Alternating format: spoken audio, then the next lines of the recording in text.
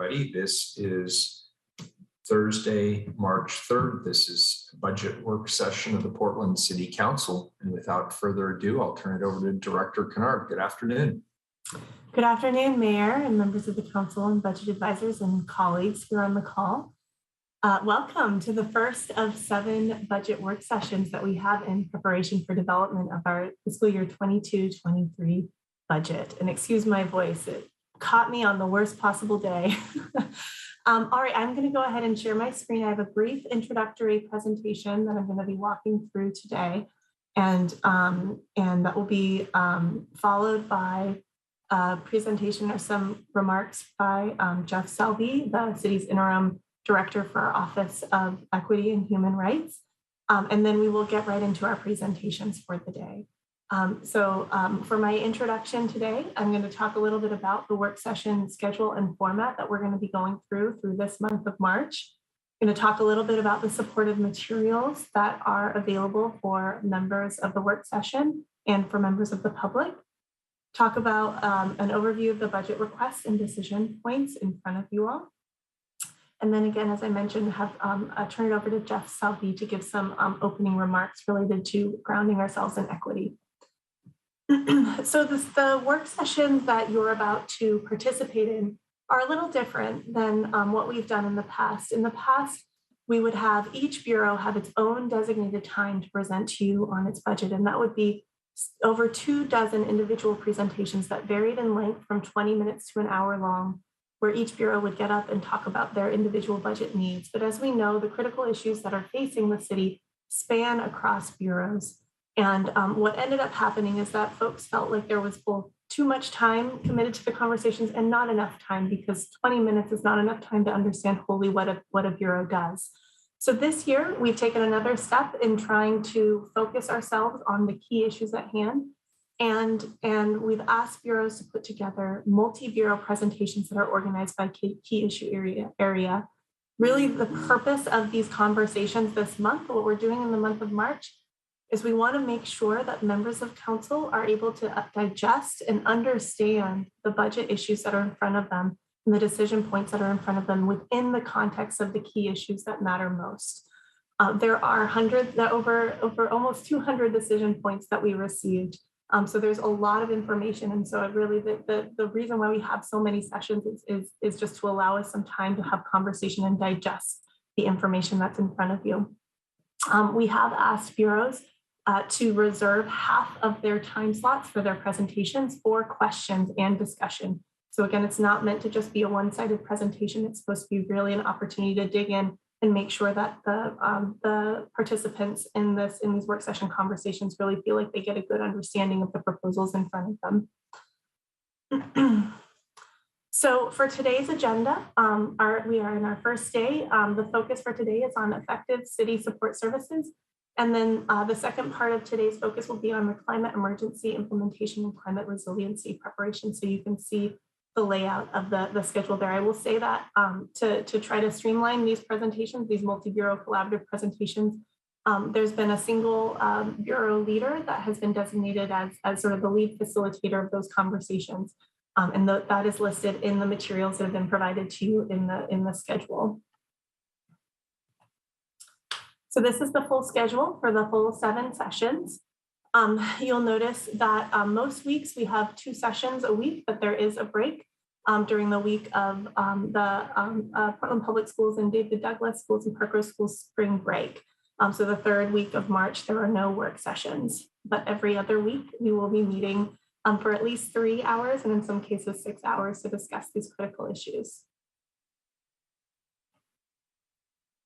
So to support you in digesting this information, there are a handful of materials that are available and will become available over the next few weeks. The presentation materials are sent to you electronically each Friday before the next week's session. So you should have received last Friday the materials for today's presentation. We have also committed to delivering paper copies to folks that have requested them.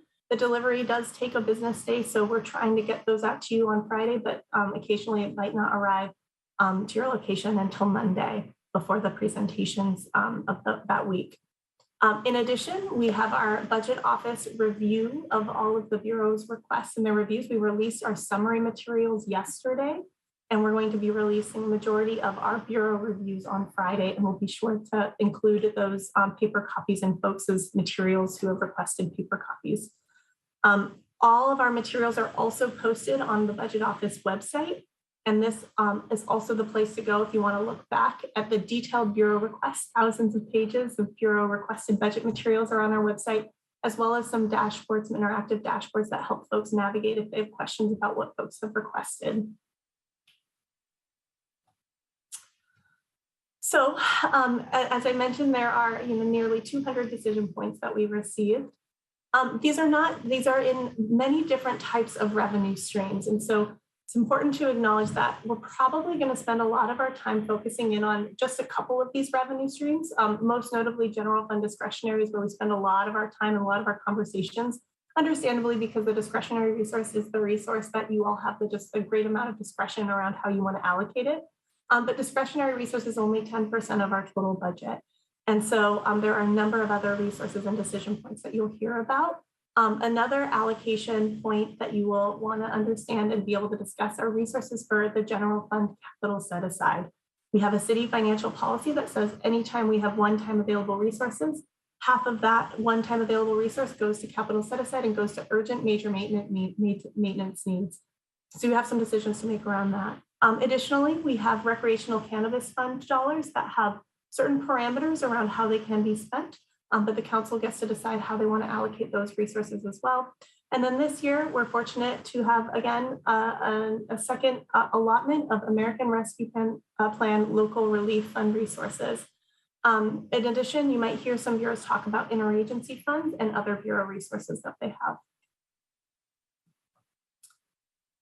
Really briefly, this was included in the executive summary materials that my office sent out yesterday, but just to make sure that everyone's aware, we have updated our general fund economic forecast, which we typically do in late February, and it shows that the general fund discretionary ongoing is anticipated to be just about $200,000.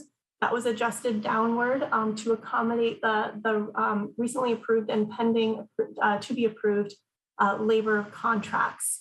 And then we have also updated our general fund one-time forecasted resources to anticipate $28 million in available one-time general fund discretionary. That is up from $24 million, and that's due to business license tax revenues looking a little bit better, particularly in the current year, than what we had formerly anticipated. As I mentioned earlier, half of that one-time resource goes into capital set aside, and half goes to discretionary. So that means that there's 14 million available for general fund discretionary, and then 15 million is actually available for capital set aside because we had about a million left over from the fall bump. So the good news is that we are in a far better place than we were last year. Last year at this time, the council was facing over a $20 million deficit, and we were looking at significant cuts across city services. We are blessed to be in a position where we are not at this point asking for cuts. The mayor's guidance did not ask for cuts for the first time in several years. But we still know that resources and need for resources far exceed the resources that are available. So there are still a lot of really tough choices and decisions to be made this budget cycle, as evidenced by the numbers on this slide. So we have about over $65 million in requests for general fund discretionary resource for about a combined total of 14.2 million available. Capital set aside, there was just over $30 million of requests for $15 million available. Recreational cannabis tax resources, we are anticipated to have a combined total of one-time and ongoing of 2.5 million was requested, and we're expecting 1.9 million to be available. And then for rescue plan round 2 resources, we received for $193 million of requests, and there is $104 million available. And I should say that that resource is not required to be allocated right now, but council may elect to allocate all of that resource during this budget process. And now I will turn it over to Interim Office of Equity Director Jeff Selby for his remarks. Thank you so much, Director Kennard. Good afternoon, community members, city staff, directors, commissioners, and Mayor Wheeler. For the record, I'm Jeff Selby. I use he, him pronouns, and I'm the Interim Director of the Office of Equity and Human Rights. And for the next few weeks, we have the opportunity to discuss how the city should spend the people's money. As we listen to the presentations and dive into the requested budgets, let's continue to be vigilant about equity. Equity is a critical thinking exercise where we must remind ourselves that not everyone gets to move through the world in the same way. We must be aware of our implicit or unconscious bias, check our snap judgments and quick assumptions, and slow our thoughts down to ensure we are consciously and purposefully keeping at the top of our minds communities of color, people with disabilities, the LGBTQIA+ community, immigrants, refugees, and others systemically excluded and institutionally oppressed Portlanders. With each budget decision, let's consider 1, how our decisions impact these communities, and 2, how is our implicit bias affecting how we make our decisions? The equity movement in the city of Portland is a call to action. It's a call to oppose anti-Black racism.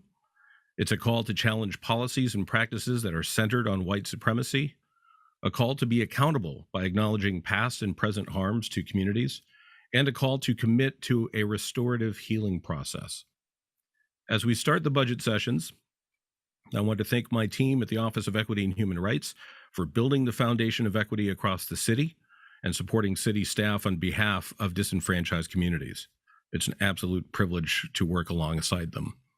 I want to acknowledge and thank equity managers in the city who are dedicated to institutionalizing equity work in their own bureaus, and all other city staff and leaders who embed equity into everything they do, even if they don't have equity in their job titles. Because as we know from our city core values, equity and anti-racism are everyone's responsibility in the city of Portland. So thank you for your time and consideration. Thank you, Director Selby. So before I hand it over to Chief Administrative Officer Tom Reinhardt to lead our first presentation, just a few sort of logistical or housekeeping items. If anybody has a comment or a question, please use the raise hand function in Zoom. If somebody's going through a presentation, they might not be able to see it, but I will, if I can message them and jump in. I will also say that I know Tom will have some additional guidance for this presentation around when there will be moments to pause and take questions so that we can try to organize the presentation and the question and answer time to make sure that we adequately get through materials, but also balance that with the need to take questions.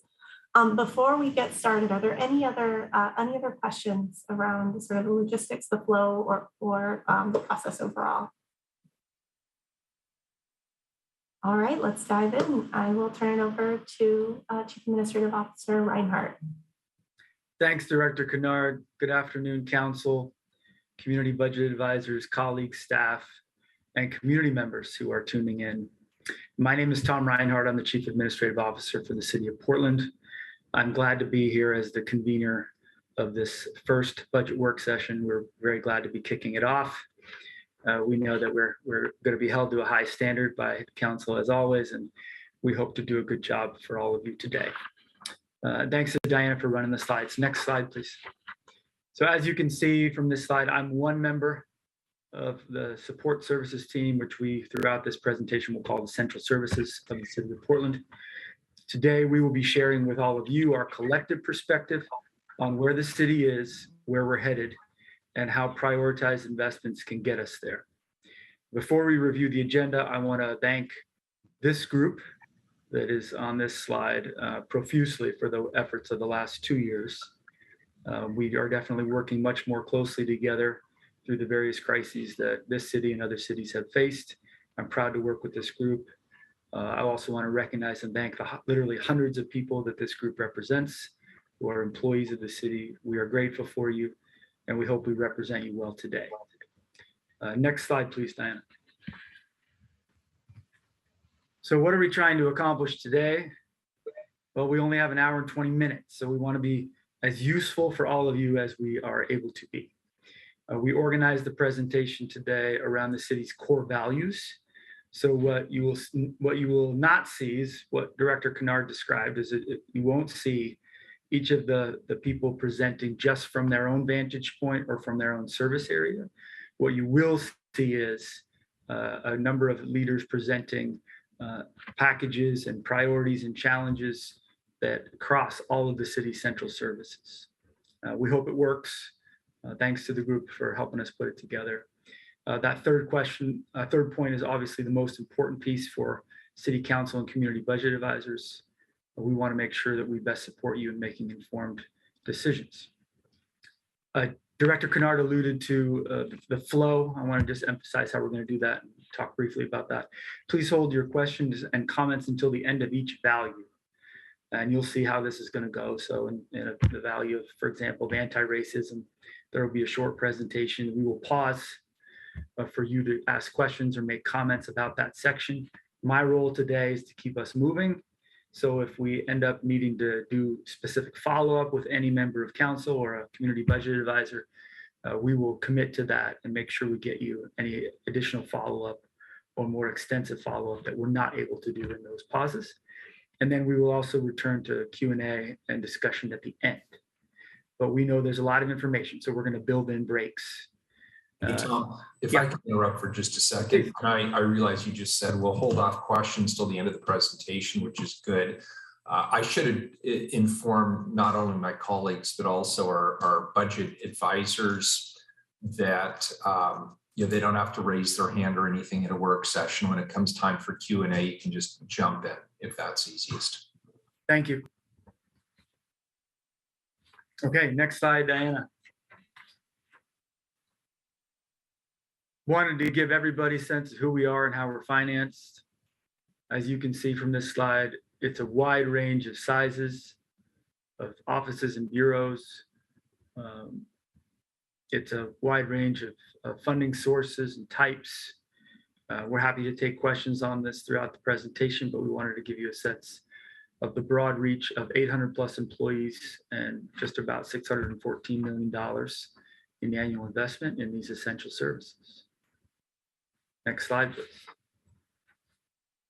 So in short, to review briefly, we're the foundation for the work you as our council are directing on behalf of all Portlanders. And now I'm going to turn it over to Chief Human Resources Officer Kathy Bless to do a little bit more introduction about our work. Kathy. Thank you, Tom. And as Tom mentioned, I'm Kathy Bless, the city's Chief Human Resource Officer. Portland's central service providers deliver day-to-day help and support to all city bureaus and the communities they serve. Typically, we're not the first bureaus the public thinks about as the city addresses an important community issue. But in many ways, we are the foundation that makes that work possible. And we do this by ensuring that equity runs throughout the city's work, by building inclusive teams through the recruitment, training, and promotion of a diverse and talented workforce, by providing technology employee needs, maintaining the spaces they report to, and ensuring there's funding to get the work done, by protecting the city's legal interests on behalf of the public, and by leading citywide programs and projects and bringing people together to solve problems. Next slide. Over the past few years, our community has been through a lot, and so has our workforce. We're sharing this image for a bit of levity, but also to acknowledge just how many challenges that have been thrown at the city of Portland. From a global pandemic, economic recession, to long overdue racial justice reckoning and extreme weather events. Over these past few years, central service bureaus have been proud and ready to step up and serve in support of council and in support of our employees. We created new policies and programs to assist our employees. We deployed laptops, cell phones, and remote network access for staff who could pivot to remote work. We led the distribution of millions of dollars in federal aid to help Portlanders. We developed vaccination policies for city employees, contractors, vendors, and volunteers. We cared for city buildings while juggling new public health considerations, and we developed new ways of working across bureaus. Through it all, we learned a great deal more than any of us have thought possible 2 years ago, and yet what we have learned can help guide us toward the future we want to create. Next slide. To build on our metaphor of being the foundation, the central service bureaus and offices have established 3 guiding principles for our proposed budget investments. First, we want to stabilize the city's existing services. This means taking care of people, programs, and assets to ensure they are safe, resilient, and sustainable. Second, we are making investments today with an eye towards the city's future commitments. Any money we spend now, we should be able to leverage later to achieve important policy outcomes and develop new ways of doing business. And third, we believe it's vital to invest in our values. In 2020, the City Council formally adopted 6 values to guide the city's work: anti-racism, equity, transparency, communication, collaboration, and fiscal responsibility. And those values provide the framework for our presentation today, which you already heard from Director Kennard and CAO Tom Reinhardt. So for each of the city's values, one central service leader will present the challenges and opportunities and key budget proposals that span all of our central services. And so to start that presentation, I'm delighted to turn it back over to my colleague, Jeff Selby, the Interim Director of the Office of Equity and Human Rights. Jeff. Thank you, Director Bless. In the summer of 2020, after the murder of George Floyd, support for Black lives soared in our country. The city of Portland immediately responded by adopting anti-racism as one of its core values, as recommended by the Bureau of Human Resources and the Office of Equity and Human Rights. The Office of Equity sets the equity policy for the city, and our approach centers on race. We're often asked, why center on race and not other identities like the LGBTQIA+ community or veterans or seniors? And our response is, do you envision all those identities as white?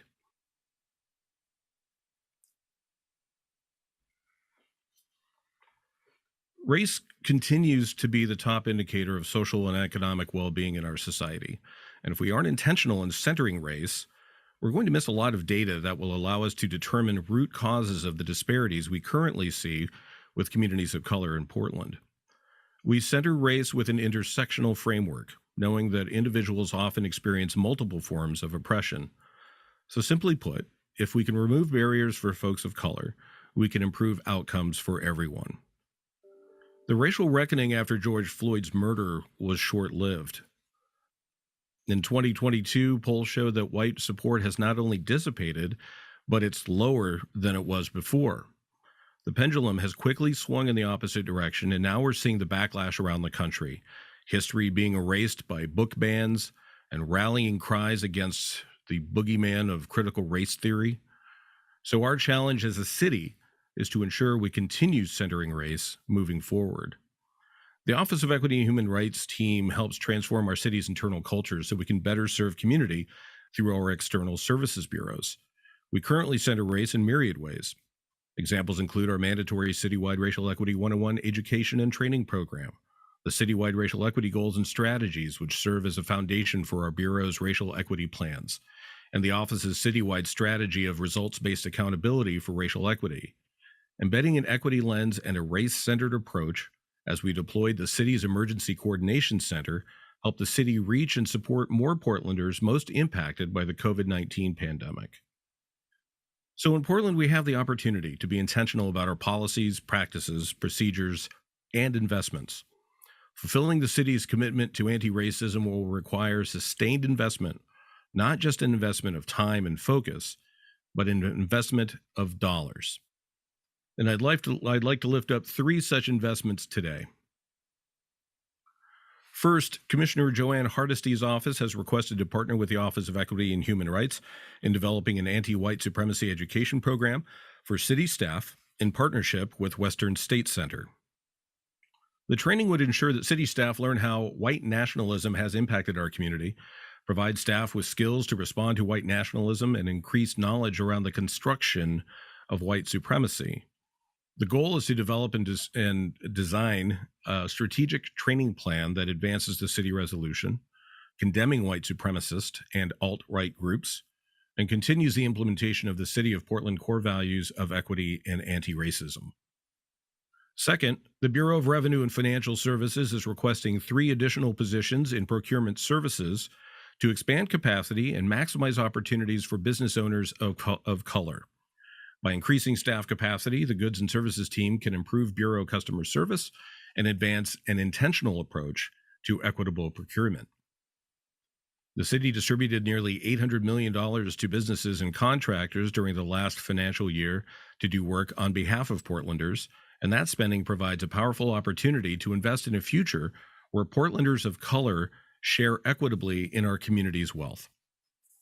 Procurement Services is also requesting American Rescue Plan funding to create a program that provides technical assistance and surety bond loans to small and minority-owned firms and ongoing funding to maintain the program.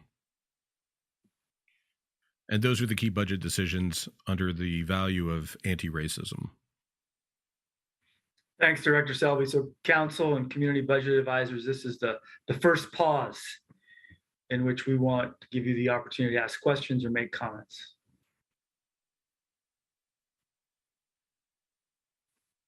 Tom, Yeah, I'm gonna call on people, Mayor. Okay, sorry. Go ahead, Commissioner Hardison. I forgot I raised my hand. I was trying to be polite.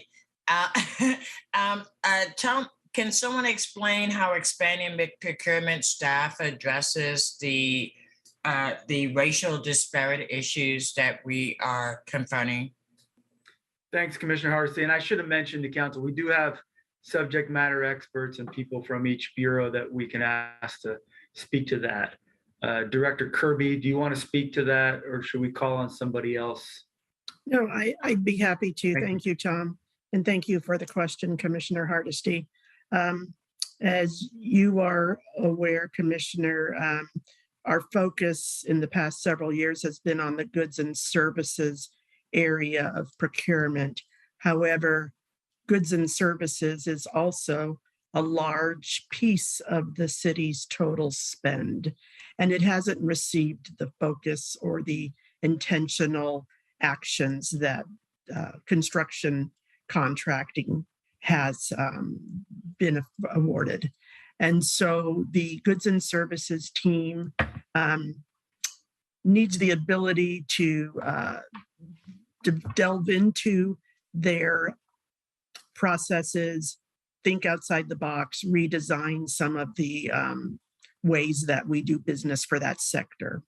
And so that's why we need a couple more people in order to make that happen quickly. I understand. Thank you for that explanation. I understand that we have a lot of one-person programs that are supposed to be achieving equitable outcomes.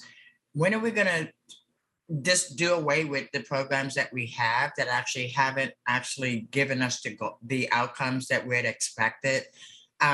Because we keep adding on to things, and we already know that we have a bunch of procurement efforts that have been a failure, and we should just not do them anymore.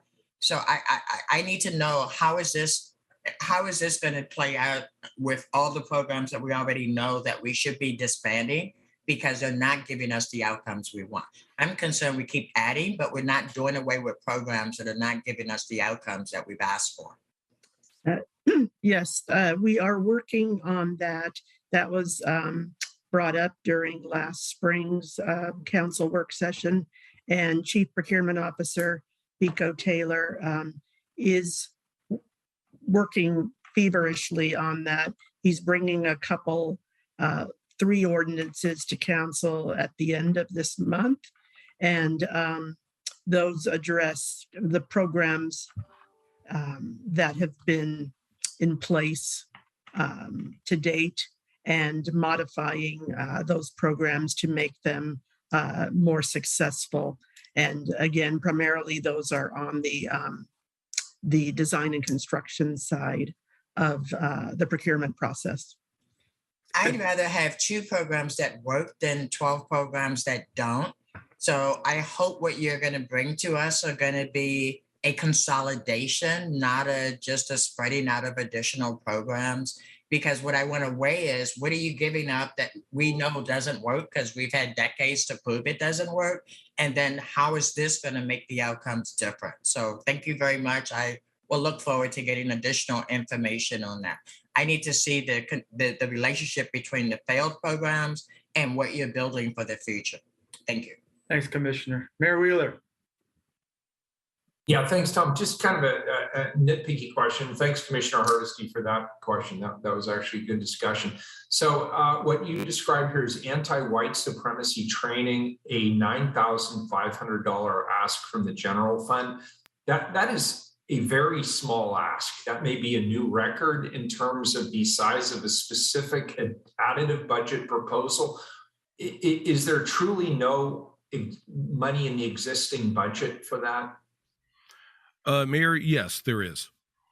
After taking a deeper dive into our budget process, it's been a little bit more of a challenge because the Office of Equity and Human Rights doesn't have a dedicated financial analysis support as part of our bureau. So we have to contract with other bureaus to help us prepare the budget. So after a little bit of a deeper dive, it does look like we could cover that expense moving forward. Jeff, could you also help me out? Thanks for that answer. Is this just for the Bureau, this training, or is it broader than that? The intent of the request was to develop a citywide training. Now, we haven't drilled down further to determine what would be the most appropriate audiences for that training, but it certainly would be for city staff. It could end up being for city leaders. It could be something for other audiences in city staff. But it is not just for personnel of the Office of Equity and Human Rights. It would be. Is this for the training itself, or is this for the development of said training? Development and the process for delivering that training as well. Got it. Thank you. I appreciate that. And proposal number 3, technical assistance and loans for small business. Tom, we have discussed at some length support for businesses that were impacted by some of the criminal destruction that businesses have experienced across the city over the last couple of years. And we have periodically supported business efforts around improved security measures, sometimes remediation for damage that was uninsured. Could you be a little more specific about what is in package number 3? Sure. I think Director. Include any of that? Yeah, I think Director Kirby can speak to this. Okay, thank you, Director Kirby. Thank you. Thank you, Mayor. This is what is known as a bonding program. There's a couple good examples in Los Angeles and in San Francisco. And the point of the bonding program is to remove barriers from contractors who are trying to bid on city construction projects, but they need a surety bond or they need some sort of technical assistance in order to enable them to compete. And so this is providing that assistance to minority contractors, essentially, so they can bid on city projects and get business in order to grow their business. Got it. Okay, thank you. I appreciate it. Thanks, Mayor. Commissioner Ryan, and then let's go to the next section, next value. Go ahead, Commissioner Ryan. Okay, I have 2 questions now because of the last question that was asked. So on the technical assistance for loans, let me start with the first one. First one's on expanded procurement staffing. So when I was listening to that, I was hearing that we're doing some culture change work. And when you're doing culture change work, then you need to bring in people that actually understand where we're moving towards, and they do capacity building, capabilities training. So are these transition employees then for 2 to 3 years? Because then once the people that are already there are trained to have a different lens on how to do procurement, then we have a different culture, or are we just adding more employees? Because, so I'm just trying to figure out if this is if these are employees that are going to, that are serving as trainers. Are these transition appointments, are these FTEs for the long term? Thank you, Commissioner Ryan. At this point, we did have a fall bump for temporary employees, and those 3, which we're looking now to make permanent. And it's more than training. It's about looking at the processes and expanding the outreach, like you said, the vision, but also refining the process so that it'll be more intentional around the way we want to do business in the goods and services sector. So then, thank you, Michelle. So the answer is that this is for the long term. That is our hope at this time. Okay, I just needed that clarity. All right, that's enough. I want to make sure we keep time sensitive. Commissioner Hardesty, is this a follow-up or something? This is a follow-up. I just wanted to remind Mayor Wheeler that when the directors and council had our anti-white supremacy training, we made a commitment that we would train all city employees on white supremacy. So I just want to remind us that the 9,500 is just to develop a plan for citywide training, right? We are not going to be able to train all city employees for $9,500. So some of my colleagues weren't here during that time, so I just wanted to take a trip down memory lane and remind us that we made that commitment. And we're a little behind in actually fulfilling that commitment that we made to employees. Yeah, thank you, Commissioner, for reminding me. So I want to make clear that I have the right answer then on this. So the $9,500 is not to actually provide the training. It is to develop the training. Is that correct? That is absolutely correct in my perception. Okay, thank you. Yeah, my mistake on that. My apologies. No Thanks worries. for the Thank you. clarification, Commissioner Hardesty. I appreciate it. I was not going to put that on you for $9,500. That would be insanity making. Well, great. So we are recognizing a lot of the questions around the anti-racism procurement requests. I want to emphasize what Director Kirby said, that Chief Procurement Officer Taylor is coming to council with a series of requested actions by council to address some of the issues that Commissioner Hardesty raised in particular. But I think it's an opportunity over the next month for staffs and council members to learn about all those changes. And I think it'll help as you make decisions. Okay, I think we're ready now for the equity sec. Oh, I'm sorry. Yeah. We have one more question here, James. Sorry. Good afternoon, everyone. I just wanted to just recognize, the pathways to building intergenerational wealth for communities often is through home ownership and entrepreneurship.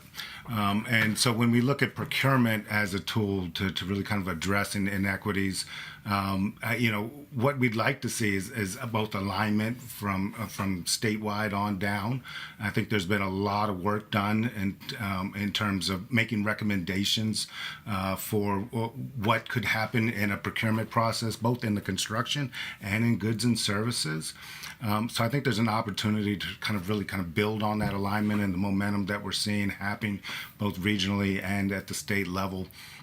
And one thing I would also like to hear about is kind of a larger holistic system analysis that really kind of looks at how are we approaching local contracts, how are we approaching communities of color, what are we seeing as do a legal analysis in terms of systems for increasing the access for businesses to public contracts, looking at system assessment, really kind of understanding what the spend is on what exactly the opportunities are, tax assessment, really ensuring that what we're looking at is respends that are local and kind of doing away with lowest bid always as the winner, and then really kind of summarizing that. When we talk about procurement, we really are talking about a huge opportunity to invest, and I just wanted to reiterate and really appreciate Commissioner Hardesty's comments and understanding that these programs have been nibbled around the edges for decades, right? And there is an opportunity to really seize on the knowledge that so many community advocates have brought forward to really make substantial change.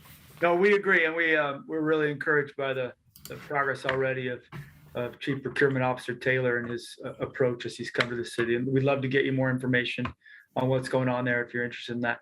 Commissioner Ryan, please, and then I'll give it back to Director Selby. Yeah, real quick, what I hear from contractors of color who have smaller firms is that they struggle to get into the queue because they're not qualified for them in terms of being bonded, insurance challenges. So am I hearing that these investments are geared towards helping those contractors be equipped so that they have an even playing field to actually compete for these contracts? I didn't hear any of that in any of the responses so far. So that third package that Director Kirby was describing, yes. Okay, and that's where it is? Yes, that's and I want to add quickly, we were approached by community leaders, both in contracting and in insurance. Good. That had seen these models around the country. So we appreciate that two-way street of communication on what we should be developing as a city. Okay, sounds good. And I'll just add that the minority contractors have been asking for assistance in bonding for decades, and the city has not been responsive. So I absolutely support a bonding program. What I don't support is continuing programs that have been audited consistently and proved to be failures. those programs should go away, and we should stop putting people through all the hard work of pretending those are going to help minority and women-owned businesses. Right. Thanks, Commissioner. So listen, this has surpassed all my expectations for the pause and discussion in the pause. I do want to be cognizant of time, so I want to give it back to Director Selby. If you have additional questions on this particular value, please put them in the chat, and I will work hard to get them into the conclusion Q&A segment. Director Selby, are you ready to pass the baton or do some closing remarks? Yeah, absolutely. Thanks for the great discussion and questions. At this time, I'd like to introduce someone you've just heard from, Michelle Kirby, the Chief Financial Officer from the Office of Management and Finance. She'll lead the discussion of key budget proposals that support our city's core value of equity. Thank you, Director Selby. And as the city advances anti-racism, we must also address equity issues more broadly. We know that those issues have been heightened by the pandemic and resulting economic downturn. Many of the communities who already lacked access to resources, services, and wealth have seen those disparities grow over the past few years. Here at the City of Portland, we've been intentional about addressing this. The photo here on this slide shows the City of Portland's Emergency Coordination Center distributing food to culturally specific communities during the pandemic. In this case, it was in partnership with the Iraqi Society of Oregon. Challenges are found not just in the services we provide to the community, but also within our own employees and workplace. We sometimes see discomfort in pushing boundaries of Bureau colleagues and council to be inequity disruptors. And we continue to hear that equities sometimes feels like an extra that employees have to make time for on top of their long to-do lists, rather than the foundation of how we do all of our work. The city has promised staff and communities of color and other systemically excluded Portlanders that we will work on getting our house in order in terms of equity. And that means removing barriers, providing resources, empowering people, and leveling the playing field. One very direct way of making good on that promise is properly funding and supporting the community and council mandated Office of Equity and Human Rights. Other central services also have ripple effects across the city when we prioritize equity. For example, our government relations team is seeking opportunities for bureaus and council to take the lead in pushing policy positions at state and federal levels. Across our bureaus, we're focusing on demographic data to help us understand who benefits from the city services, whether that's through the Portland Insight Survey led by City Budget Office, or through the data analysis tracking of how the city invests America Rescue Plan dollars to support Portland's recovery. And as you heard the anti-racism overview a few minutes ago, we also have an opportunity to spend with our values, such as funding equity and contracting programs. And the picture here on this slide shows a crew from Raymore Construction, a Black-owned business leading the work on the Outer Division Safety Project for the Bureau of Transportation. It was a $7.5 million slate of infrastructure improvements along one of the most dangerous transportation corridors in the city.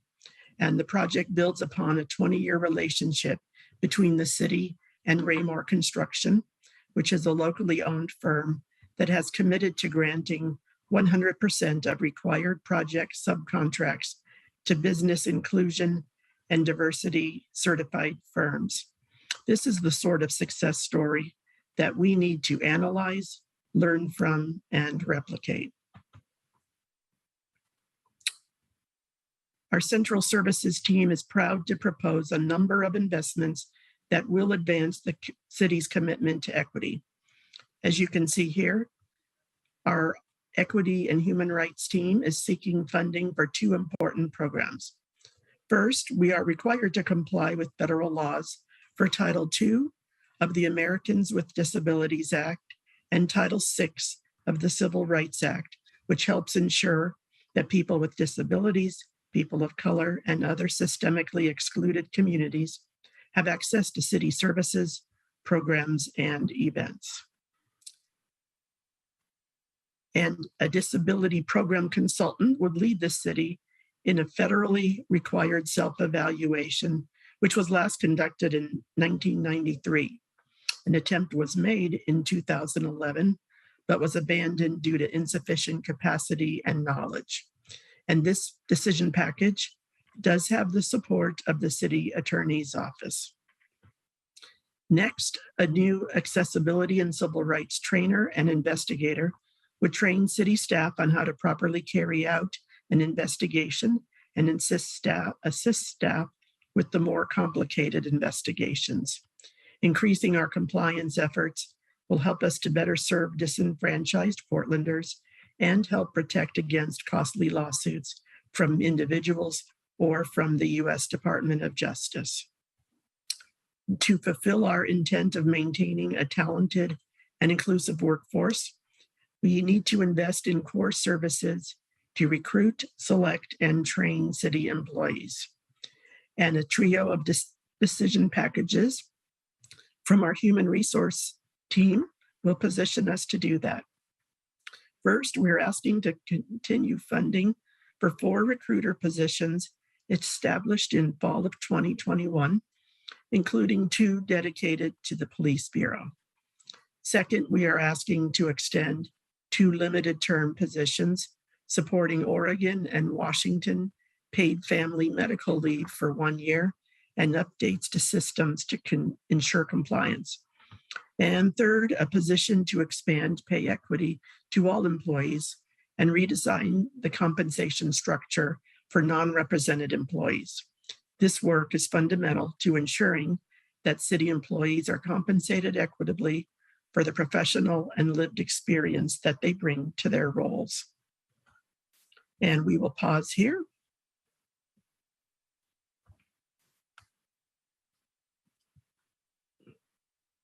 Are there any questions on this? Looks like the mayor's got one, Michelle. Okay. Mayor Wheeler? Yeah, thanks, Michelle. Lots of questions, and I can always follow up with you later, of course. So the pay equity consultant position at the end there, $171,000. Could you be a little more specific? Is that a position, and what does that position do at $171,000? Thank you, Mayor. I will ask Director Kathy Bless to speak to the human resources decision packages. Kathy, if you would. Sure, thank you. And thank you, Mayor Wheeler, for the question. The pay equity position is related to ensuring that really under a total compensation umbrella, right, that we are able to report on and track all employees under pay equity. So currently, our pay equity analysis has only included non-represented employees. So about 18% of employees, and the rest of our employees are underrepresented contracts. So ensuring that we remain compliant with pay equity rules and changes under the law, it would be important to be able to report on all work that is done by city employees, whether they are under a collective bargaining contract or not. And so this position helps build the framework to do that. It also would help to understand the different changes that need to be made as part of the compensation bands that are currently under the non-represented classes. So can you dumb this down for me a little bit? Does that mean this person is a collector of data? Is this person establishing policy? Is this person looking at the employees who are not currently under our pay equity initiative and bringing them into that initiative? Are they creating a database? Are they creating some sort of a software package that tracks this? Sure. What are they actually doing? I don't quite understand what that individual is doing. So they would work directly with the city attorney's office and with the classification compensation manager to build out the program design to manage moving the collective bargaining contracts into the pay equity analysis. We already contract with the USC Office of Equity and other contracts to help us establish pay equity calculators and data for the city. So it would not be an individual who is collecting and working on the data, but it would be someone who works directly with unions, with bureau directors, with our class comp manager, and then the city attorney's office to put the framework together to put these individuals into compliance under the pay equity law. All right. And then the disability program consultant, that is a consultant's contract. Is that something that has to be outsourced? That's a rather big ticket item, and I'm just curious to know what that is. Well, that's through the Equity and Human Rights. So I think that's under Jeff. I'll let him answer. Yes, Mayor. The looking at other cities' best practices around this, it is recommended to have an outside consultant, an external consultant, come in to do the self-evaluation process. Like we said, the last evaluation was done in 1993, and it's printed on dot matrix paper. And I don't know if anyone knows where that is anymore. But you and I may be the last two people who remember that, Jeff. We'll see. And the joy of tearing off the sides, yeah, ribbons on the getting sides, half right. the document in the process. Okay, that actually clarifies it, and I appreciate it. I just want to make sure I understood what that was, and that's jogging my memory. So thank you for that. Yeah, if I may add, Mayor, that in 2011 the city tried to do it again, but because it's such a complicated process, the process just failed in the city. Staff couldn't answer the survey questions, so we really do need to rely on an outside consultant to give us that expertise. Okay, and you're confident that, and I know you've had a number of conversations with my staff on this. You're confident that if we go through with this, go forward with it, we will be able to have a successful result. I do. And one of the things that the DOJ looks at when they're looking at entities that are in violation of the Title II was a self-evaluation done? And so that is something that would really put us on the path to being compliant with ADA Title II requirements under that federal law. Okay. Hey, I appreciate it. Thank you, Jeff. Commissioner Hardesty, and then we're going to work hard to move to the next section. Go ahead, Commissioner.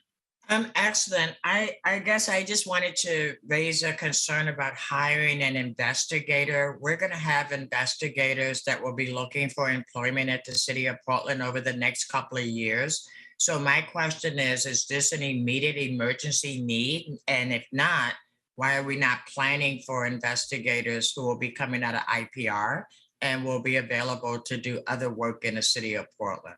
So I just wanted to put that I wanted to make that statement. And then I wanted to ask, do we have our ADA representative participate in the budget forums like we have the Office of Equity do? Because I kind of feel like we don't actually get a sense for where the challenges are and accessibility in these budget conversations. So is there a reason why we don't have someone doing the same job role that the Office of Equity and Human Rights plays in our budget conversations? So I'll answer that question first, Commissioner. Thank you for that. The Office of Equity and Human Rights, the ADA Title II program and disability equity team is in the Office of Equity and Human Rights. So when the interim director sits in on the budget sessions, you get all that. You get the package. So there are obviously, my specialty, of course, is in racial equity, but working alongside folks like Nicole Sharon and Jonathan Simeone over the years, it really it gives me certainly a good base knowledge of ADA issues, and but they are part of the office. So we're all at the table with you right now. So the first part of your question, the need for an investigator, it's my understanding that this is very specific work around Civil Rights Title VI compliance. And so if the city were brought into an investigation that was particularly complex. The investigator would prepare city staff before that even happens by training on how to do investigations in compliance with the requirements of Title VI, Civil Rights Title VI. And if someone got in a sticky situation where they really needed help, that investigator would help with that investigation. So I hear you. I believe it's a little more specialized than that, very specifically focused on the federal law. Thank you for that. And I guess my last statement on that would be it may be cheaper to put somebody under contract than actually to hire somebody for something that we may need down the road, as we think about how we incorporate these other investigators into a whole host of opportunities at the city. So I appreciate your good thinking, Jeff, but just wanted to make sure that we were mindful that those positions will be looking for a home sometime soon. Thanks, Commissioner. Noted. Absolutely. Thank you. Okay, are we through the pause? Director Kirby, do you want to close?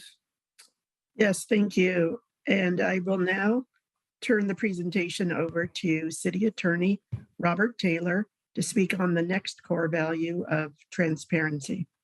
Robert? Thanks, Michelle. Over the past few years, we've seen a continued high expectation for transparency. And transparency is important, for example, because the city is responsible for making important policy, budget, and administrative decisions every day. Over the past 2 years, community members have had more opportunity to take part in government processes in a virtual setting. This has increased engagement and also challenged the city to reach those without the same level of access to technology. With increased engagement, we've also seen the need to devote more staff time to responding to questions and concerns. As we transition to more in-person work, we anticipate that there will be a continuing expectation to maintain this high level of engagement and increased accessibility to staff. As expectations for transparency remain high, we've also seen a corresponding high level of public records requests from the media and other community members seeking government documents. Continuing to meet our legal obligations and deliver on our commitment to transparency will require more capacity than before. Throughout the last 2 years, bureaus and council staff, as you all know, have gained valuable skills in engaging the public in virtual settings, from surveys to focus groups to press conferences to virtual council meetings to this work session today and beyond. For example, as you can see from this image, the city's Charter Commission has conducted robust engagement online with a focus on partnering with and building relationships with culturally specific communities who have historically lacked the same level of access to government decision-making as others. City processes are more accessible to the community now than they were before the pandemic, and increased accessibility to city staff promotes public engagement. And this is something I think we all hope we can build on as we transition beyond the pandemic. There are several budget proposals this year that would directly improve transparency. For example, there are budget requests from both the Office of Management and Finance and the City Attorney's Office designed to provide more capacity to respond to public records requests. In addition, Technology Services and Planning and Sustainability are proposing investments in technology and governance so the city can better share and use data to improve transparency and advance equity. American Rescue Plan funding would build a new system, and ongoing funding would allow us to maintain that system. This approach leverages work already in progress across city bureaus and incorporates data from city council's shared priority areas. Finally, transparency and increased public engagement also means making sure that our employees and community members feel safe at city facilities.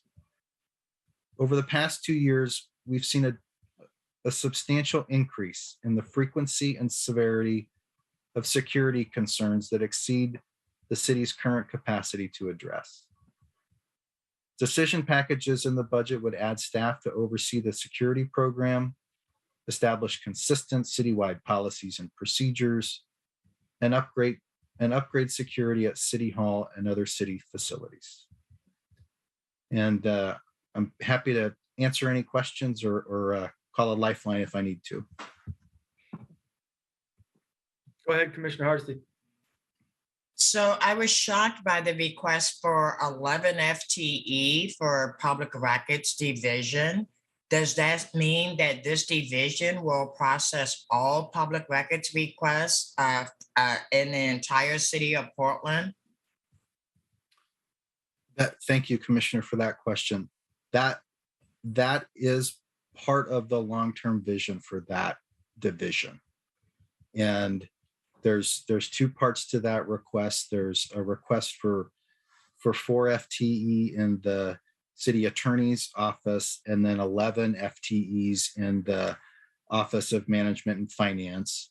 The city attorney's office request is really to help us get beyond the triage phase and be able to help assist council offices and help do more proactive training. And then right now, the city has a significant number of outstanding public records requests that create liability for the city. And we need to have a plan to try to clear that backlog as soon as possible. So the goal of the employees in OMF would be to focus on that immediate backlog, try to help clear that. And then also the project manager in OMF would design the program so that those employees could help serve the whole city.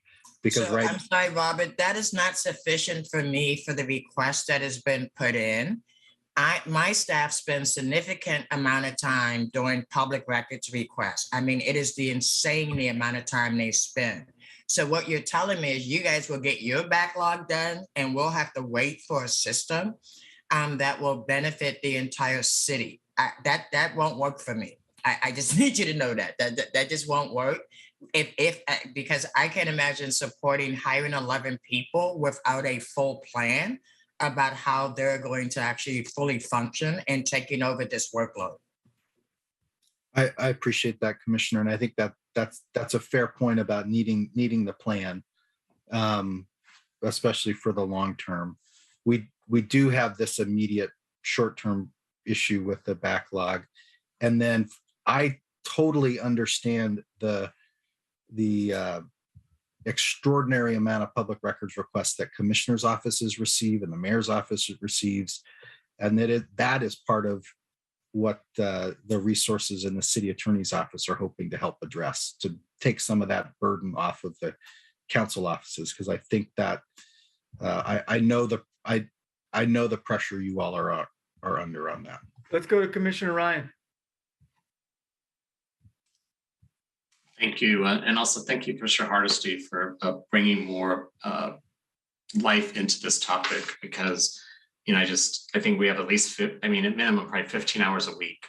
So I think if taxpayers knew how much time we're spending on records request, and so that's kind of my question. What do we have a flow chart that would probably be pretty dramatic that would show the increase in public records request over the last decade? Do you have any of that data available? We can certainly get you information on that, and you are right, Commissioner, that it is increasing, and the pandemic didn't help because it impacted some ability to respond and increase the backlog. But it continues to increase. I think both anecdotally, every bureau and commissioner's office would say that, and then statistically, that's also what we have seen. Yeah, and it connects also with the areas of work that the public really wants us to stay focused on, such as houselessness, and yet that's also the type of work that generates so many public records requests. So this issue is actually important for us to make a case about, because it is mind-boggling to me how much staff time this is taking up just in our office. So I can only imagine how it's spreading throughout the whole city. And I do think it's systemic. We have to get to the bottom of it on what is going on in society right now that this is just going to keep, it's untenable. So it's like we need to keep this topic fluid. And I don't think we can keep throwing money at it in the way that it's been expanding. So I appreciate that we're giving some attention to this topic. It's a very complex topic, and it's also really damaging the productivity of our city. I want to follow up on that if I may. My apologies, Commissioner Maps. I know you want to jump in too, but rather than actually creating a bureau, why aren't we investigating how we can make as much public information public as possible so people can get it themselves? That would be much more cost effective, and that would be something that would make sense long term. So rather than just building a bureau, why aren't we going that route? Well, Commissioner, I don't want to foreclose what Commissioner Maps might say, but in the conversations I've been involved in, that component has been raised, as well as if we had a well-trained team that took the requests, including the Commissioner's office, and we were consistent with requesters, which we are not right now, as the council knows, we would make a market improvement on this. I think one of the follow-ups from this session should be, what is that plan in the near and midterm for council, so that council, along with the community budget advisor's advice, can figure out what, if anything, you want to do in this budget cycle. I think that's probably the best approach from now. Commissioner Maps, anything to add on that? Yeah, first I want to say I appreciate and share many of my colleagues' concerns on this. I want to loop back to an aside that Robert dropped. As I understand it, because of our backlog on public records requests, we have a certain potential legal risk, liability. We're spending about $2 million, $2.1 million, or it's proposed to spend $2.1 million to head off this risk. Robert, can you tell me the size of the risk that we run if we don't catch up? It's could be significant, and there's really two different categories of risk. So one is that if we the risks of individual lawsuits and losing on those and having to pay attorney's fees, that is a big risk financially. The other big risk is if we don't successfully address the backlog or have a plan to address the backlog, we could face a court injunction ordering us to do something about it. And so then we would be sort of in the position of having to throw resources at the injunction in order to try to satisfy the court. And so we're trying to get ahead of that and sort of have a little bit more control over our destiny here. But I recognize this, it is a big request. There are a lot of competing priorities for council. And I just want to recognize that. The second thing, Commissioner Ryan makes a great point about, we as public servants, we need to do our job to serve the public. Part of that job is being transparent, and that's why there's the public records law. But there is the task of maintaining that transparency is really an unseen overhead cost to all the work that we are doing, both in terms of time and money, and it is just very, very difficult on a lot of folks that have to do that work. And I don't think people see it. I don't think people understand it, but that's something that I see every day. And it's great that we're having this open conversation about it. And then to Commissioner Hardesty's point about why don't we do what's called transparency by design, which is just put stuff out in the public. And the answer to that is we're trying, we are overwhelmed, but we recognize the need to do that. So there are bureaus like, for example, in the Bureau of Transportation, they historically would always get the same request for sidewalk repair notices. Right. And they knew it was coming. So now they're proactive about that and they will post that. And that's a good model. And we should be building that out throughout the rest of the city. But right now we are underwater and triaging, and so it makes it more difficult to be proactive about those things. So council and budget advisors, in the interest of time, I'm going to have to move us along. I got to play my role here. And I recognize we should do some follow-up work on both the public records piece. We will get back to council on how we propose to do that, and I'll talk to Robert about that.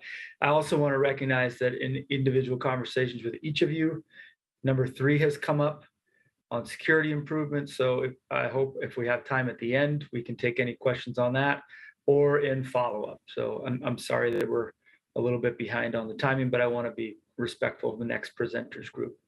Robert, are you ready to then hand off to our next lead? Yeah, thanks, Tom. I'm happy to turn it over to our interim government relations director, Niels Tillstrom. He'll provide an overview of communication value.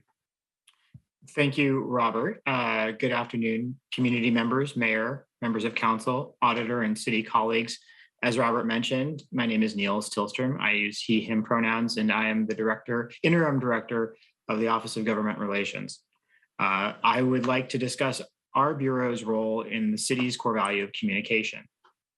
Historically, the city of Portland relied upon bureaus and offices to communicate about their programs to the public, but the city has not dedicated resources to citywide communications, staffing, resources, or strategies.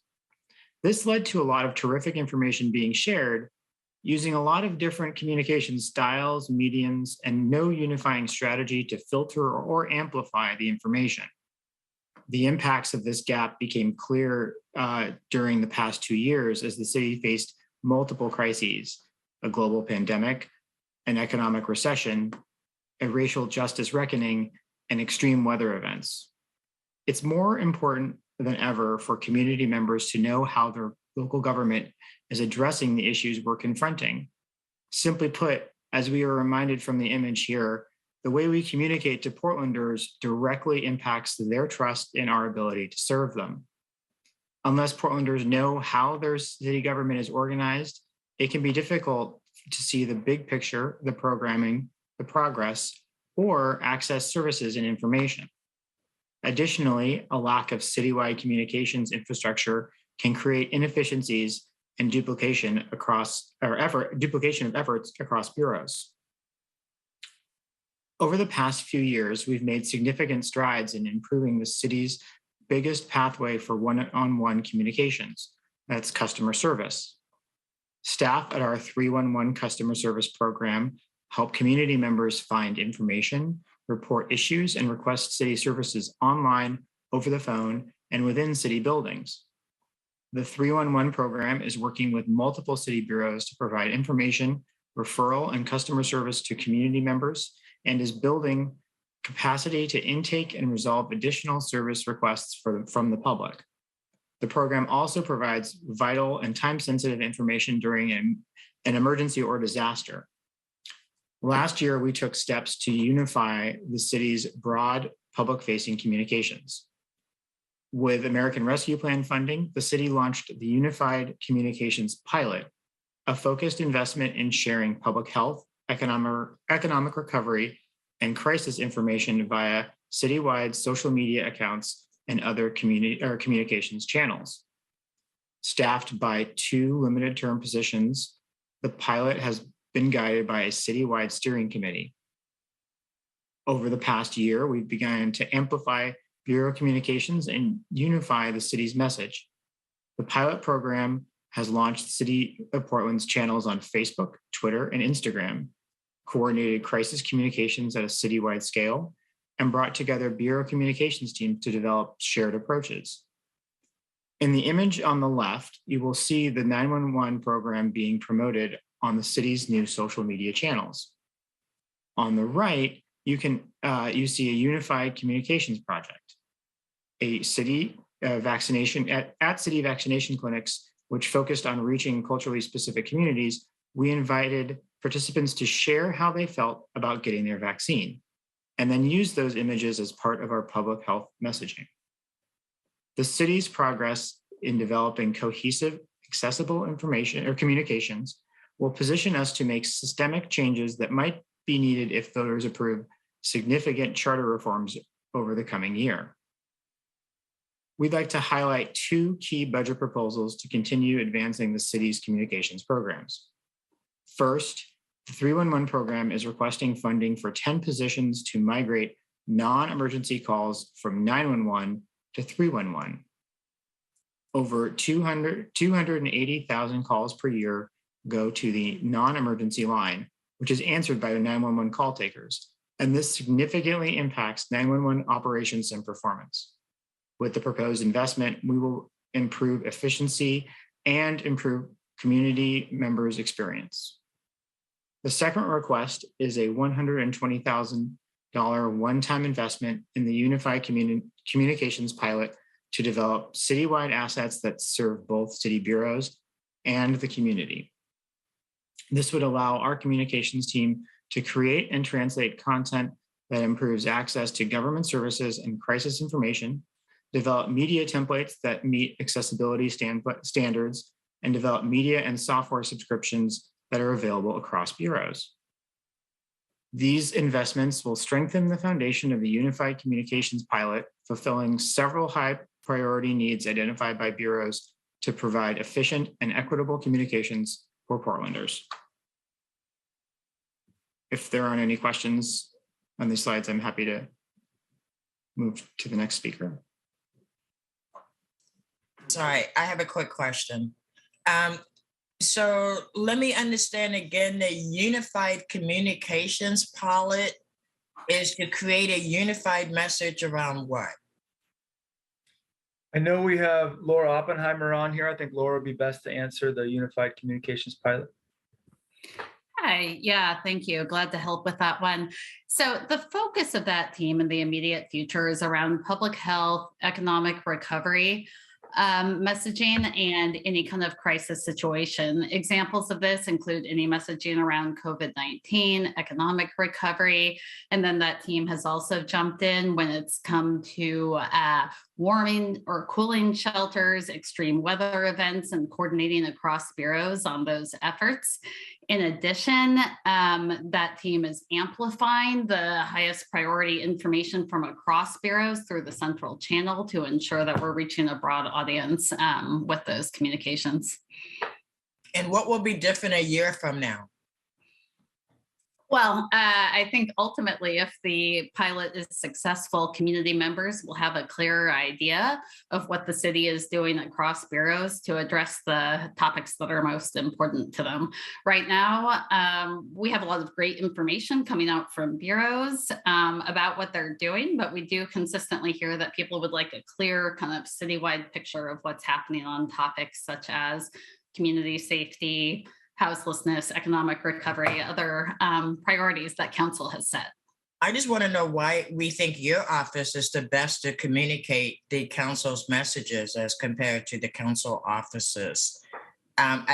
We can have that conversation a little bit later. I don't want anybody speaking on my behalf about the work that my bureaus are doing. So I think I need more about what does this look like, because we don't do this well at all. And we don't want to make it worse than it already is.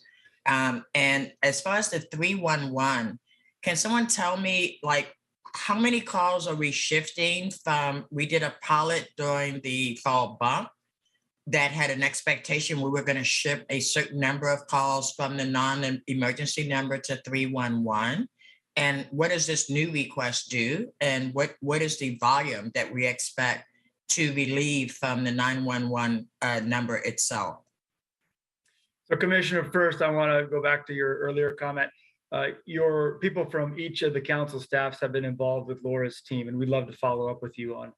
You're right, there's a different role for the elected offices and for the organization as a whole on public messaging, and we're very cognizant of that. We will definitely follow up with you on how that line is being drawn.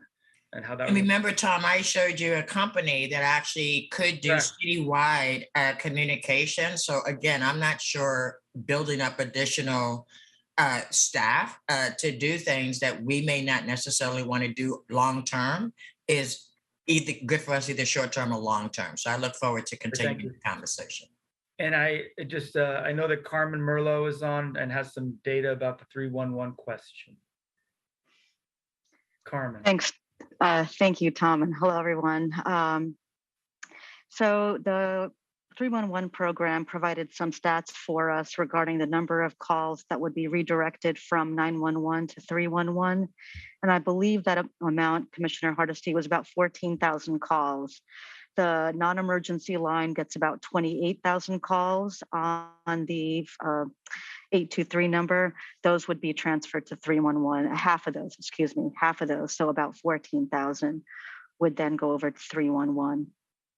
So that doesn't sound like a significant increase of diverting calls from the 911 system. I thought we had a plan to actually make 311 24 hours a day, 7 days a week, and a way to actually start diverting some calls. Because as we know, 50% of calls to 911 shouldn't go to 911 anyway, right? So I'd like to know more about that. And I can wait. We got time. Commissioner Hardesty, just quickly, the 10 positions would also increase the hours of operation for the 311 program. So they would cover more of the evening time, including weekends. So it's not quite 24/7, but it would certainly expand the hours that they're currently operating. Okay, before we go to Commissioner Ryan and Commissioner Rubio, I want to just bow to reality here. I want to ask council if we're okay going to 3:45 and giving you a 5-minute break instead of a 10-minute. I'm sorry to ask for that, but trying to reorganize the time to ensure that we can get you every section, at least some information from every section. I see Commissioner Hardesty's okay with that. If you could say in the chat if you're not, I will respond. Commissioner Ryan. Thanks. My question is around number 2 as well. And the public wants the wait time to go down, period. And so are we going to have like measurable goals to these investments that we can review in 1 year's time? So the measured goal for this investment number 2 would be a decrease in wait time, correct? That is correct, Commissioner Ryan, and we can do a full briefing on the 311, 911 overlap, and I know Commissioner Maps has seen. Okay. I'm happy to do that. In short, that team has been very careful about under promising and over delivering on the hiring and the moving of calls. And before we do the full public information campaign that we're hoping to do summer, early fall, we have to make sure we can answer every call that's diverted. So we should probably, this is teaching me, we should probably do this presentation for other council members as well. Commissioner Maps may or may not agree with me that it was an effective presentation around the staging of the process. But Commissioner Ryan, your question tells me we should be educating all of you about that. Yes, please, because that's just something we all hear about, and we want to make sure that it doesn't mean we have to make our goals. That would be nice, but it'd be nice to start setting them and then seeing how these investments are weighted against those goals. Great, Commissioner Rubio.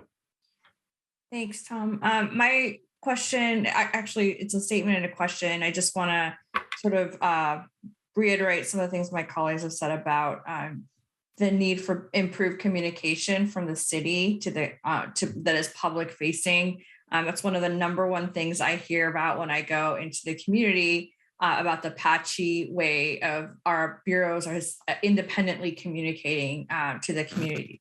And it does not inspire the confidence that we want in our program. So I feel like there's much to be gained from that centralized, consistent communication. So I, for one, very much support that. What I want to ask is, and Tom, you and I have talked about this a little bit in the earlier conversations, but I just want to understand what will be the multilingual capacity for communications. It's really critical in our emergency comms, like literally life and death. Like we need to have that infrastructure, but also on the media communications in different language for different language media as well. So just wanted to raise that point and ask that question. Thanks, Commissioner Rubio. I know Laura has done some work on this as well. Laura, can you respond to that before we go to Commissioner Maps? Yeah, I can briefly respond. First, I just want to amplify that point by saying that in a survey of more than 50 communications staff around the city, that was absolutely one of the top couple of priorities, was ensuring that essential content is available in languages other than English. With the amount that's funded in this very limited budget request, we need to prioritize the most essential crisis and emergency basic service information, and that's exactly what we will do. Ultimately, we have mapped out potential greater levels of investment that would be certainly desirable in the future, such as having bilingual communications specialists, other potential investments that would significantly increase that capacity. We think this is a solid first step to make sure we're meeting those basic commitments and something we could build on in the future. Thanks, Laura. Commissioner Maps. I just wanted to answer Commissioner Ryan's question about metrics for the transfer of non-emergency calls and how quickly we pick up 911. I have given the Bureau directives to hit the goal of answering a majority of our 911 calls within 15 seconds by the end of this year. Frankly, this budget proposal that we see before us today to move non-emergency calls out of the Office of Emergency Communications is key to hitting that goals. We also have several software changes and staffing changes too, which will help us meet these goals too. But I also want to emphasize this 311 transfer is critical to meeting the goal of promptly picking up the phone and getting people aid when people call 911. Thanks, and thanks, Commissioner Matz, for your leadership on helping with the button to transfer calls that we've already done and some initial changes we've already done to move some of those calls. Really appreciate it. The last thing I want to make on the United Communications, it only works if it's really united. Because I haven't seen much United Communication come out of the city of Portland. So let's not pretend that communication is representing the city if it in fact does not represent the city. I've been very troubled by what I thought was supposedly a city communication because every bureau has a different perspective and I think a different person they're speaking to when they write those communications. So I just want to be cautious. I don't think that unless this is really unified and all of us are using the same communication, or it's just a piece of a broader communication plan. Thank you. Commissioner Maps, did you have another question, or is that a residual hand as we have come to learn over the last 2 years? Okay, are we ready to move to the next section? I'm sorry to be pushing people, but we developed a lot of material here. So thank you all for your questions. I would like to now turn over the presentation to the Director of Bureau of Technology Services, Jeff Baer, to discuss the city's core value of collaboration. Thank you, Nils. If we can go to the next slide. Thank you. We've all have firsthand experience with the COVID-19 pandemic and how it's rapidly and dramatically shifted the need for this online capability. We've had to evolve our technology landscape and make these accommodations, including how we provide a layer of cybersecurity on the thousands of new devices to support a mobile workforce. And just to pause for a second, and this picture really illustrates and shows this online collaboration is really baked into our daily lives. And our colleagues in the Office of Government Relations experienced firsthand how quickly the political landscape changed and increased pressure to chase every opportunity, requiring us to always be digitally or virtually connected. And collaboration takes time and resources, commodities both of which are in high demand and constrained. Next slide, please. And our digital services, like the city's new website, 311 customer service program, data-driven visualization, business intelligence, are connecting community members with their city government like never before. We're also finding new ways to collaborate with one another and embed that expectation into our regular work. For example, Bureau directors, we meet twice a week to coordinate and strategize. Leadership and equity cohorts bring people together across bureaus. The city's American Rescue Plan investments have sparked dynamic teamwork, bringing together data analysts, program managers, and communicators to deliver results on behalf of Portland. And of course, we're here today kicking off a series of budget sessions that look at the city's investments holistically. And much of this collaboration, including this very presentation, is happening online. In fact, employees now spend an average of over 4,100 hours a day meeting over Microsoft Teams with other bureaus and with our community members. And of course, City Council holds their weekly council meetings via Zoom, another online collaboration platform. And our team at Technology Services quickly ramped up to support our employees and continue to collaborate. So as an example, over the last 2 years, we've deployed over 2,700 laptops and over 4,000 smartphones. We significantly expanded our network capacity to support, on average, over 2,300 secured remote network connections per day. And that's up from a pre-pandemic average of less than 100. And it's now time to make another pivot by moving forward with hybrid work schedules for many city employees that will blend the best parts of both digital and in-person collaboration. Next slide, please. And I'd like to highlight these 3 budget proposals to invest in the tools for effective collaboration. Spending over 4,100 hours a day in team meetings, city employees are using a variety of cameras, microphones, speakers, and other features that we need to support. Meanwhile, the law and community expectations are changing how the public should be able to interact with us. That's why we're requesting a position and tools to help our technology keep up with a new way of meeting in a hybrid environment. And it's critical we maintain that technology over time, ensuring it works for city employees and the community members that we serve. And I also want to highlight a proposal from government relations, which would expand capacity to advocate on city council priorities at the state level. This is critical for the city. Over the next 2 years, we need to be building many new relationships in Salem, advancing policy priorities, and assessing much needed state and federal resources to support our community. Due to the limited capacity, the city cannot meet the increased demand for policy action and resources at the state legislature. This investment would not only increase service delivery, but improve communication to city council and to bureaus and expand staff capacity and support for state policies that center on equity. Lastly, the Office for Community Technology is requesting funding to improve business processes for a program that's at the intersection of many collaborators, often literally, franchise and utility management. Staffed by 4 people, this program negotiates and administers franchise agreements, granting utilities access to the right-of-way. And during the last fiscal year, more than 300 franchisee and licensee accounts brought in nearly $88 million, representing 13% of the city's general fund. And the program is developing a new right-of-way code, which will ensure that all users are registered and pay their fair share. And upgrading business processes will greatly impact that transition. Increasing compliance strengthens our cybersecurity posture and processing secure online payments and tracking our customer engagements. And with that, I'll pause and see if there's any questions.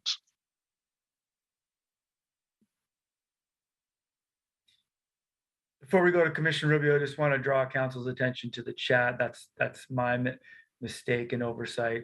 Carmen Merlot scrambled to get that data, and we just corrected the data on the 311 call transfer. Apologies to council. I should have been prepared on that. Commissioner Rubio. Thanks. My question is about number 2. I want to understand more what that breaks out to, and I'll tell you why. So in my first year here, I've been noticing that tribal relations is doing a lot of the work that seems a little bit different than the rest of OGR. Like they're doing not only working on the government to government work, but they're also doing, it seems to me, a lot of internal training and equity work within the bureaus and for the bureaus and then council offices. So my question is, how is that going? Are they supported? And is any of this increased capacity going to support staffing in this program? Thank you for the question, Commissioner Rubio. The request is specific to improving state policy and resource outcomes through the state relations program. The tribal relations program, you're correct. They have 3 tracks of work. One is the government to government relations work. Another is the internal training aspect that you've mentioned, but then also there is a community outreach component that they work on. Laura John, our director of tribal relations, has 2 staff with her that, and we regularly throughout the office collaborate on projects that they're working on. But this specific ask is not related to the tribal program. Okay, and do they need support. I guess I just see them doing something very different than the rest and want to make sure. Understood. Yeah, that program has developed in over the last 3 or 4 years, and we can talk to Director John about her work and capacity, but this was the only request that we had. We didn't feel at this moment the tribal relations program needed extra support. Let's take one more question and then go to our final section so that council can get a break between these presentations. Commissioner Hardesty. Thank you. I will be quick. My understanding is that does the tribal office have the ability to control their budget? Because there seems to have been real conflict last year about them having the access to the funds that the council directed to them. I just want to make sure that they are in control of their own destiny, because as per the council's vote, we sent specific money to that office for very specific work. So I just want to make sure that as the council directs, those dollars are invested as we had intended. I don't know if you can answer that today, interim director, but I look forward to talking to you about how we can make that budget more transparent so that they are able to show success from the work that they're doing. Absolutely. I do not feel currently in the budget there is any barrier for them to access the dollars that that council directed to them. Correct. Okay, thank you. Appreciate that. Break time. Okay, Jeff, you ready to pass the baton? Yes, thank you, and appreciate the time. And for our last value, but not the least, fiscal responsibility. And I'm going to turn it over to my colleague, Jessica Kennard, our city budget director. Jessica. Thank you, Jeff. Again, for the record, I'm Jessica Kennard, the city's budget director. And as I alluded to in my introductory remarks, you will be hearing from city leaders around a range of urgent and high priority needs over the next couple of weeks. As we all know well, local government is positioned to be on the front lines of community needs, which reflect society's biggest challenges.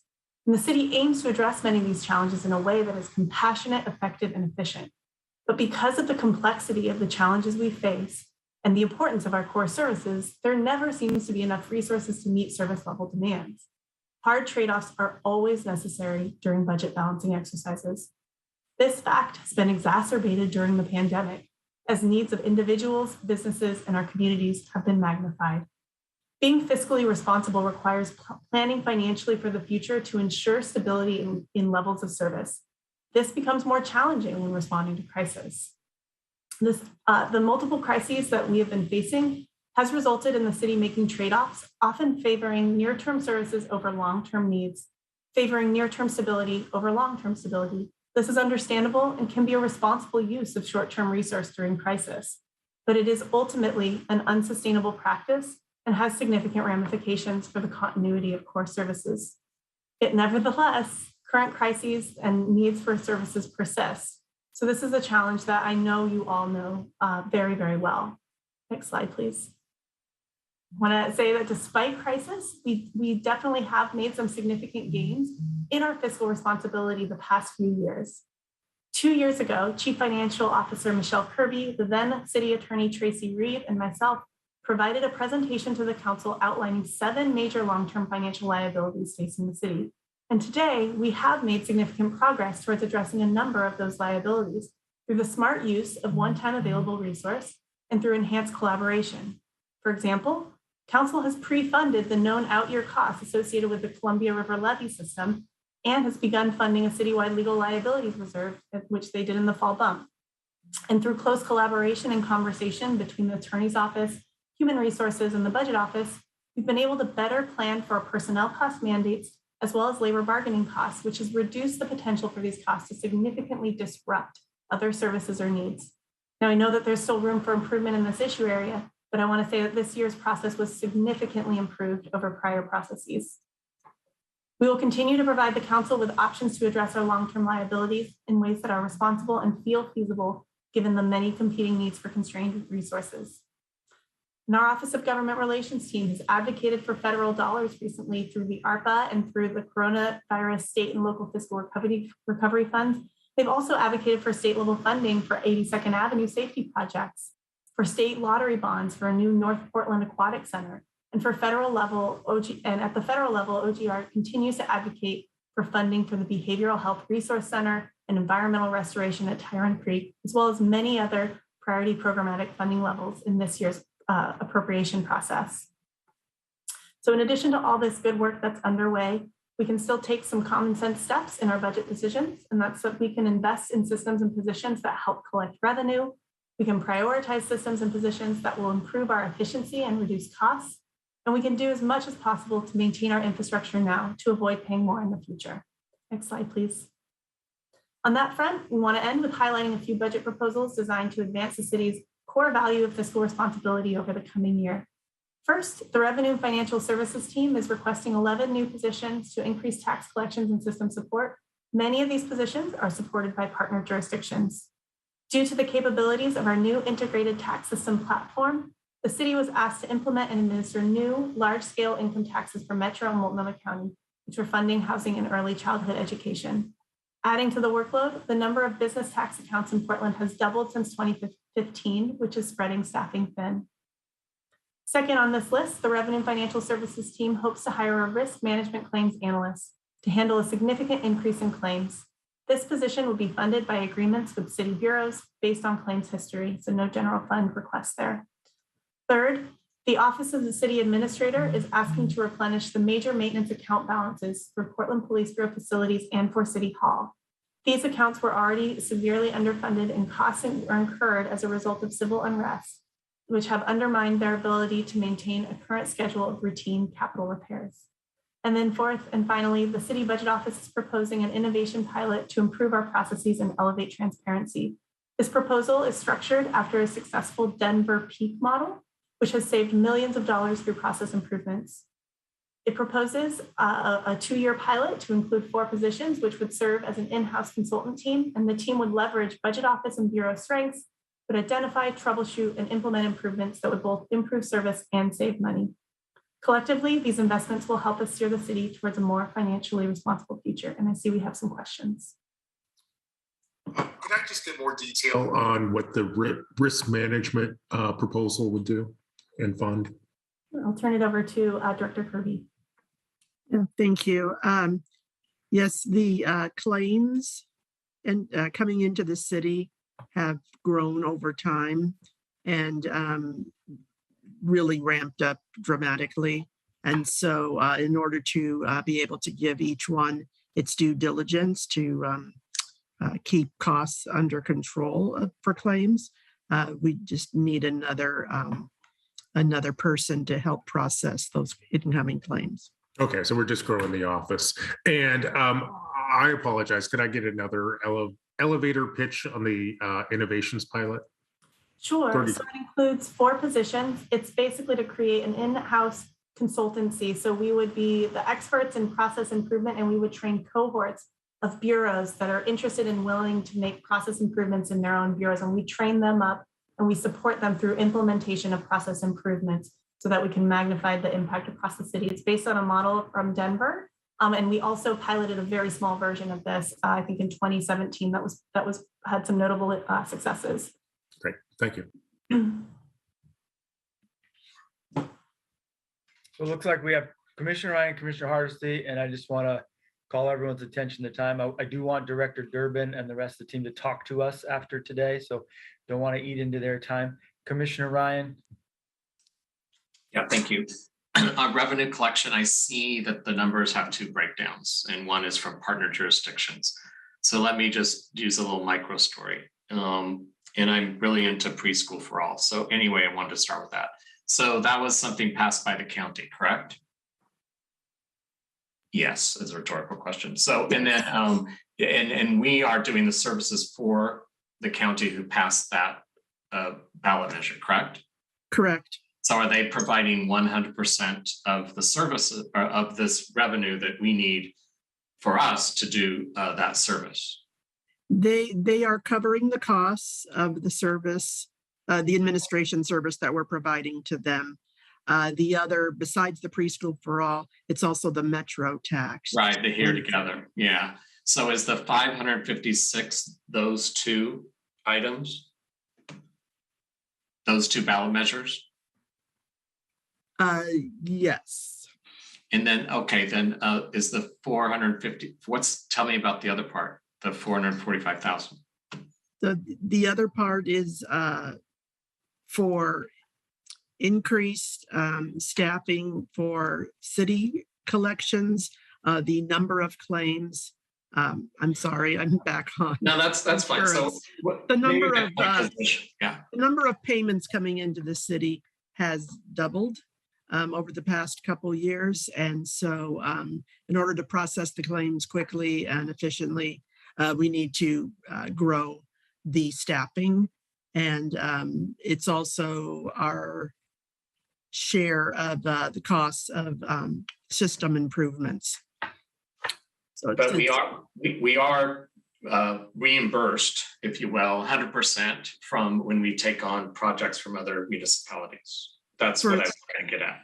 For their share, yes, of the collections. Okay. Yes, absolutely. Thank you. It took me a while to get to that point. The innovation pilot, is the goal there efficiency? The goal is both efficiency, better service, and cost savings. And I should have mentioned that it's as a pilot, we propose to evaluate it and be able to identify $2 million of savings over 2 years. Otherwise, we'll close shop. You know what, Jessica, you just made me so happy. So I was trying to get to the bottom line, like what is the metric goal? And basically you just said it, right? Yeah. You just said the goal of this investment is to of this investment of 615,000 is to have savings and efficiencies of blah, right? Is that what you said? That's right. Okay. So that would be wonderful to see that note connected to that. Thanks. Per year over 2 I didn't mean to cut you off. Go ahead, Commissioner Hardesty. I didn't mean to cut you off. That's all right. And actually, I just wanted to make a comment as we go to break. If we approved all the budget presentations that were presented so far, we would actually have exceeded any ongoing general fund dollars that we have. So I just wanted our new budget committee members to understand that this is a presentation one, and the reality of everybody getting what they want is nil. And so I just wanted to set a low expectation that these proposals will be fully funded. My colleagues and I will have hard work trying to figure out where we make investments with the limited dollars that we have. So I don't want to bust anybody's bubble, but I did want to do a reality check before we went on break. Thanks, Commissioner. So that concludes our presentation. I believe, Director Kennard, I'm not cutting you off from any other slides, am I? Okay. That's it. So Council, we know we've got some follow-up. We took diligent notes here. We know that we have to get some material based on many questions, and we hopefully provided some learning for next presentations in terms of time management and volume of information and material. That's part of one of the cons of going first. There are pros of going first. We appreciate your patience. We also know that over the next several weeks, you'll receive so much information through so many presentations, not just on budget, but your regular day jobs. Anything you want from us in terms of follow-up meetings, you need to call us back. We are at your disposal. We want to help you make the trade-off decisions well that you need to make. Mayor, do you want to close, or council members, any other statements? I just want to say thanks to everybody. These are long sessions. We cover a lot of territory quickly, but well done. Thank you, Tom and Jessica and everybody presented today. That was very well organized, and I really appreciate it. Thank you. We are adjourned. No, we're not adjourned. No, not adjourned. Sorry, what's next? So we have a quick break, and then we have some presentations on climate and sustainability. Right. Yeah. How could I forget? Don't tease us like that. How long would you like us to take a break, Jessica? How much? Let's do a 5-minute break. With my apologies to Andrea and the team. We're going to cut a little into their time. 3:55, come back. 3:50, we'll reconvene at 3:55. We're in recess. Recording stopped.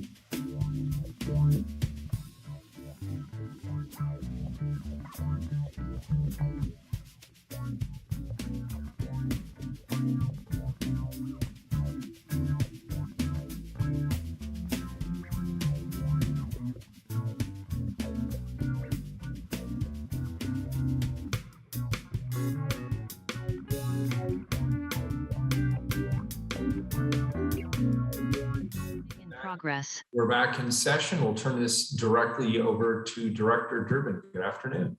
Good afternoon, Mayor. Good afternoon, Commissioners and Budget Advisors. My name is Andrea Durbin. I am the Director for Planning and Sustainability for the City of Portland.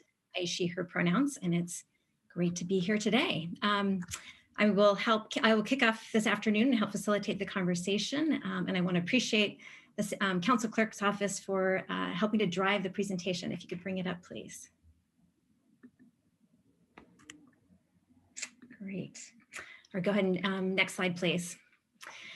We appreciate the opportunity to be here today to share the climate work that we're doing across the city to reduce greenhouse gas emissions that cause climate change and to better prepare for the impacts of climate change and protect those most vulnerable to these impacts. Our presentation today will be divided into two parts. We will start with the work to implement City Council's climate emergency declaration actions that reduce carbon emissions. We have some specific budget requests to support implementing City Council's climate emergency declaration that was passed in the summer of 2020.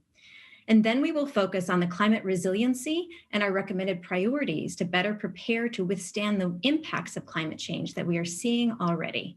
There are many bureaus coordinating and collaborating around this work. Today, you will hear from the bureaus with specific budget requests to address climate resiliency. We'll have plenty of time at the end of our presentation to answer any questions. If you have a question before, if you can do that verbally, I won't be able to see your hands while I'm speaking. Next slide, please. The Bureau of Planning and Sustainability is charged with leading and convening the city's overall climate planning and strategies to achieve carbon reduction goals. However, the implementation work requires the support and engagement of many bureaus across the city, as well as other jurisdictions, external partners, and residents. BPS and PBOT are the two bureaus that take the lead on carbon reduction, or what we call decarbonization priorities, because the largest sources of carbon emissions come from buildings, transportation, and energy systems like the electric grid. These are areas that are in our own purview of responsibility to impact. As you can see on this slide, there are even more bureaus working collaboratively together to ensure that the city operations and our city as a whole is more resilient to the impacts of climate change. BPS and PBEM, with the most recent appointment of Jana Pepenuftemu, is a resilience officer for the city, are working closely to coordinate and convene this work, seeking input and collaboration from community members and getting us better prepared for responding to the impacts of climate change we are seeing already. And as you can see, this work involves many bureaus, including fire, transportation, environmental services, parks, water, and OMF. Next slide, please. Earlier this week, the Intergovernmental Panel on Climate Change released one of its bleakest reports yet, saying that the window to secure a livable future is closing. What is significant about this latest report and where we are at today is that it's a call to action. We have to prioritize and accelerate actions to reduce carbon emissions at the same time as we must ramp up our efforts to prepare for its impacts. We must do both at the same time because impacts will be more intense, more deadly, and more costly if we don't continue to prioritize curbing pollution. There's a concerning school of thought emerging that we cannot control climate change, so we should just adapt to it. This report condemns that thinking by underscoring that if we continue to emit emissions like we are, the ramifications are life and planet threatening. In other words, there will be no opportunity to adapt. Next slide, please. I want to acknowledge that solving climate change can feel overwhelming and hopeless. With each new scientific report that is issued, one can feel a sense of impending doom. Those are real feelings that can drive us to apathy. But investing in solutions that we'll share with you today is not only good for addressing and preparing for climate change, these requests are also solutions that improve the livability and quality of life for Portlanders. They are solutions that create jobs, help make our businesses more competitive, and attract investment. They are solutions that protect the most vulnerable to the impacts of climate change, reduce costs, and help stabilize family budgets. Investing in climate actions is not only good for the long-term future of our planet and livelihoods as we know it, but it's good for our future. It's good for our city and our residents because of the many multiple co-benefits that we can achieve. And we also know that the longer we take to prioritize investing in solutions and action, the more costly it becomes, the bigger risks and threats to our local economy, city infrastructure, and human lives. Next slide, please. Before we shift to the decarbonization work that we plan for the next couple of years, I wanted to take a moment to remind us all of where we're at in terms of our progress in cutting emissions. BPS recently updated the 2019 inventory for emissions reductions for Portland and Multnomah County. You'll note the information lags a few years because we're reliant on national and local data sources that take time to receive. The takeaway here is that we continue to head in the wrong direction. Our emissions have increased from the previous year, changing from 19% reduction in 2018 to 17% reduction in 2019. We lost some ground at the exact time we need to be gaining it. This increase is largely due to changes in weather and increased building energy use. Residential and commercial sector building emissions were up 8% from 2018, mostly due to increased use of electricity, natural gas, and fuel oil from a colder winter. Building emissions have now become the biggest source of greenhouse gas emissions for the Multnomah County. Industrial sector emissions also rose 6% from 2018. This increase was due to increased industrial sector electricity, natural gas, fuel use, and propane use. We're working on the 2020 emissions now and expect those to temporarily decline as a result of the pandemic. And I just want to remind you all that City Council set a goal to cut our emissions by 50% by 2030, and we're now at 17%. Next slide. That means that we have 8 years to cut emissions by more than 30%. That's a big reduction, but the good news is that it's absolutely doable. We have a plan to make these reductions if you decide to fund the decarbonization work. Next slide. The first step is to make sure that we are reliant on a clean and emissions-free electric grid. The sooner we green the grid, the faster we'll be able to decarbonize other sectors like our buildings and our transportation system. Last year, the state legislature passed House Bill 2021, which provides local jurisdictions with a specific pathway to reach emissions-free electricity for residential and small commercial ratepayers by 2030. The city will need to enter into a participation agreement with the utilities to enable this program. BPS is requesting funding through our Climate Emergency General Fund request that would create a position to negotiate the agreement and design this program with the electric utilities in collaboration with priority communities. This position would also support our work to develop more community-based solar programs focusing in East Portland so that we're making that part of our city more resilient. Without this funding, it will slow down Portland's progress to decarbonizing the electric grid, a foundational step for greening our buildings and transportation. BDS, Bureau of Development Services, is also requesting 1-year funding to expedite solar permitting so that they can support the increased demand to deliver more rooftop solar in our community. I'll now turn it to Director Warner, who will talk about reducing carbon transportation priorities ahead. Director Warner. Thank you, Director Durbin. Good afternoon, Commissioners, Budget Committee. For the record, I'm Chris Warner. I'm Director of the Portland Bureau of Transportation. You can go to the next slide. Thank you. We know that transportation accounts for 40% of Portland area carbon emissions. We cannot achieve our carbon reduction goals without ambitious actions to reduce these emissions. We also know that we must rapidly reduce emissions this decade to avoid the worst impacts of climate change. This means we need to focus on rapidly reducing the amount we drive, even as we electrify or shift to cleaner fuels for the trips that remain.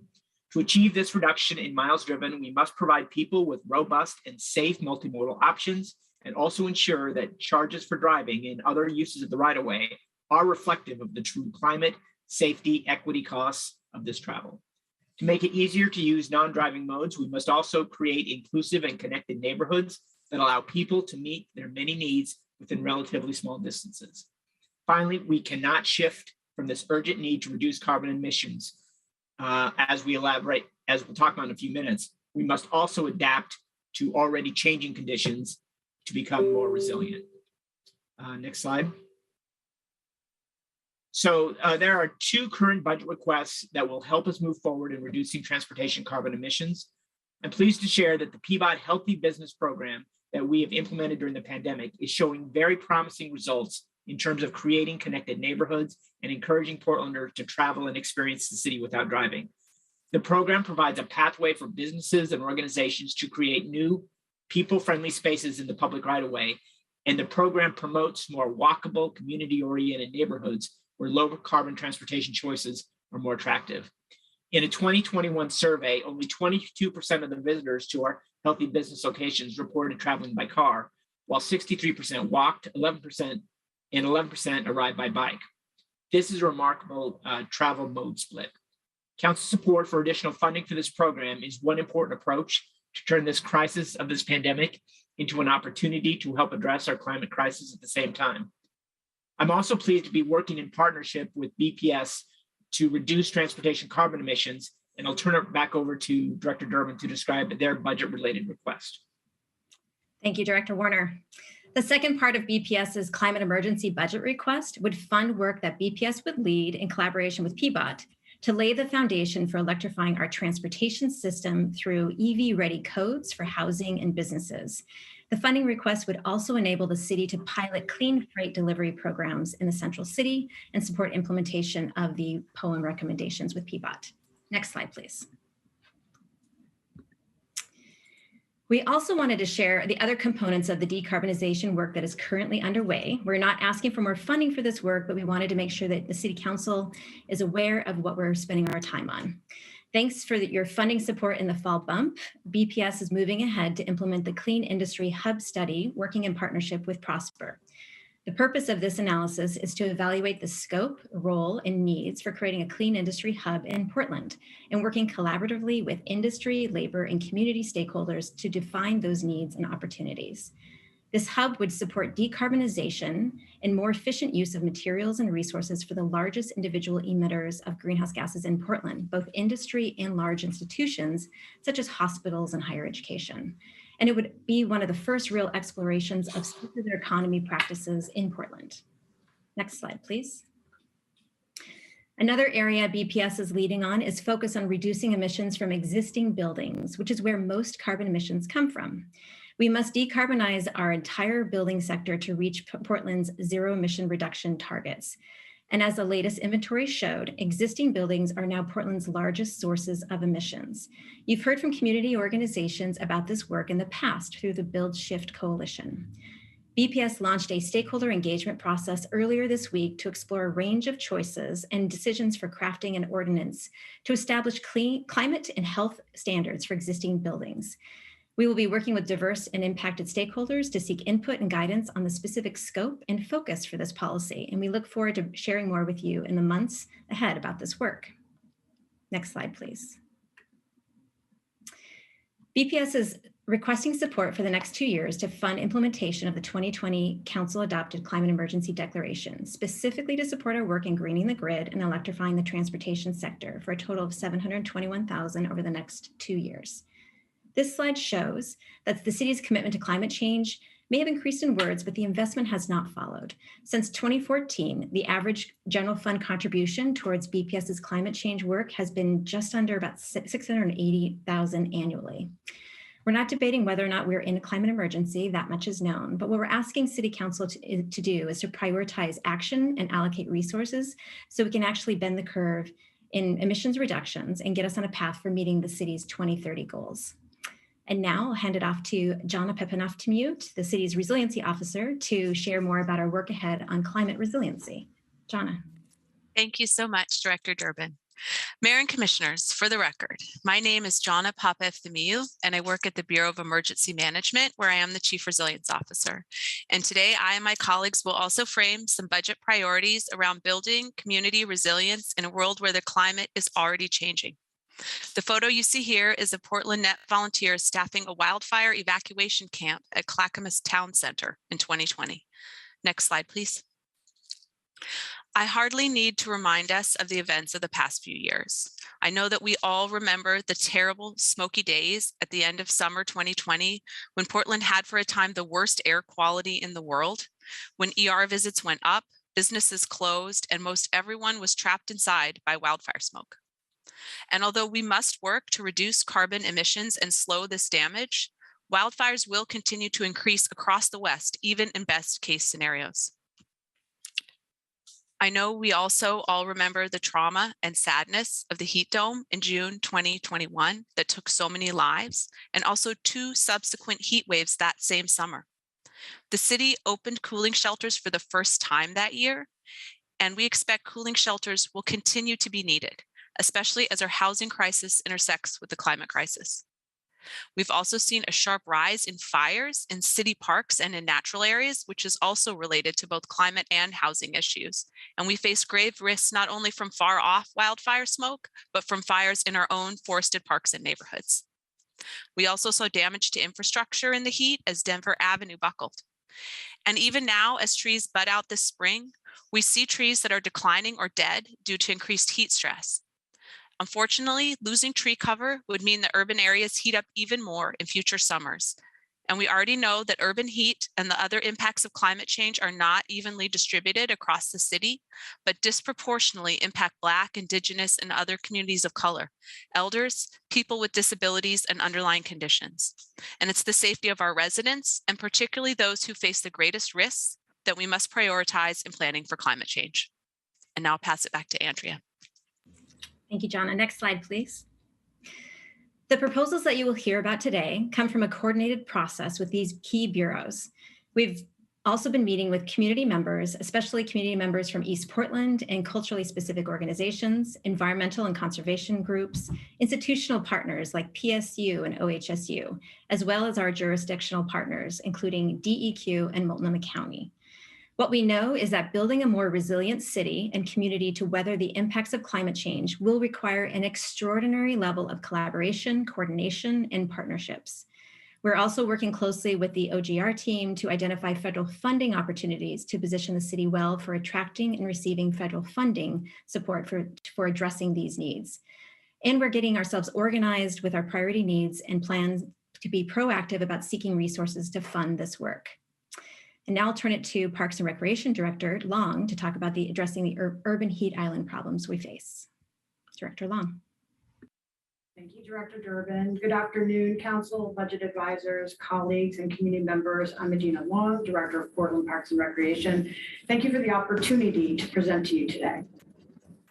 The ultimate responsibility of the City of Portland's urban forest resides with the City Forester within Portland Parks and Recreation.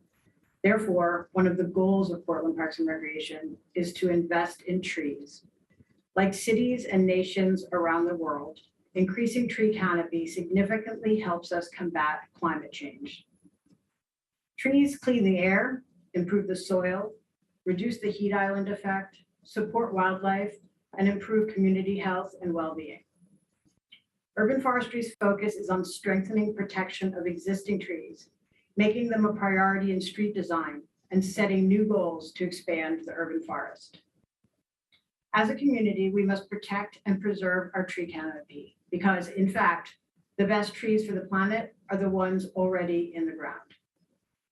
To help facilitate that, in this fiscal year 22-23 budget cycle, we're asking to allocate $111,000 in levy funding to urban forestry administrative support. We are also asking for $226,000 to fund 2 more tree inspectors for development permitting. This second ask is permit fee funded. In addition to protecting and preserving our tree canopy, we also need to increase our tree canopy, especially in vulnerable neighborhoods in East Portland and other areas where trees and shade are scarce. These areas include Lentz, Cowhurst, Gilbert, Hazelwood, Cully, the Lloyd District, St. John's, and Old Town neighborhoods, to name a few. The cooling effect of trees is desperately needed in these areas to minimize the heat island effect. Portland Parks and Recreation's fiscal year 22-23 budget ask is for $2.9 million in American Rescue Plan Fund that will help us to plant 6,000 new trees in neighborhoods where they are needed the most. Thank you. Andrea. Thank you, Director Long. Next, we'll hear from Chief Boone.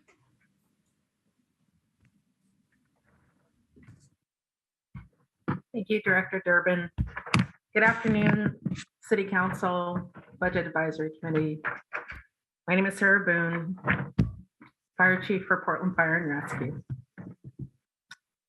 Bull Run is 122 square mile or 102 square mile watershed between the Columbia River and Mount Hood. It services the drinking water for 1 million residents in the Portland metro area and is one of our greatest assets. A fire in the watershed could be devastating to our drinking supply for years and threaten our city's sustainability. In 2017, the Eagle Creek fire scorched the Columbia River Gorge and burned into the Bull Run exclusionary zone.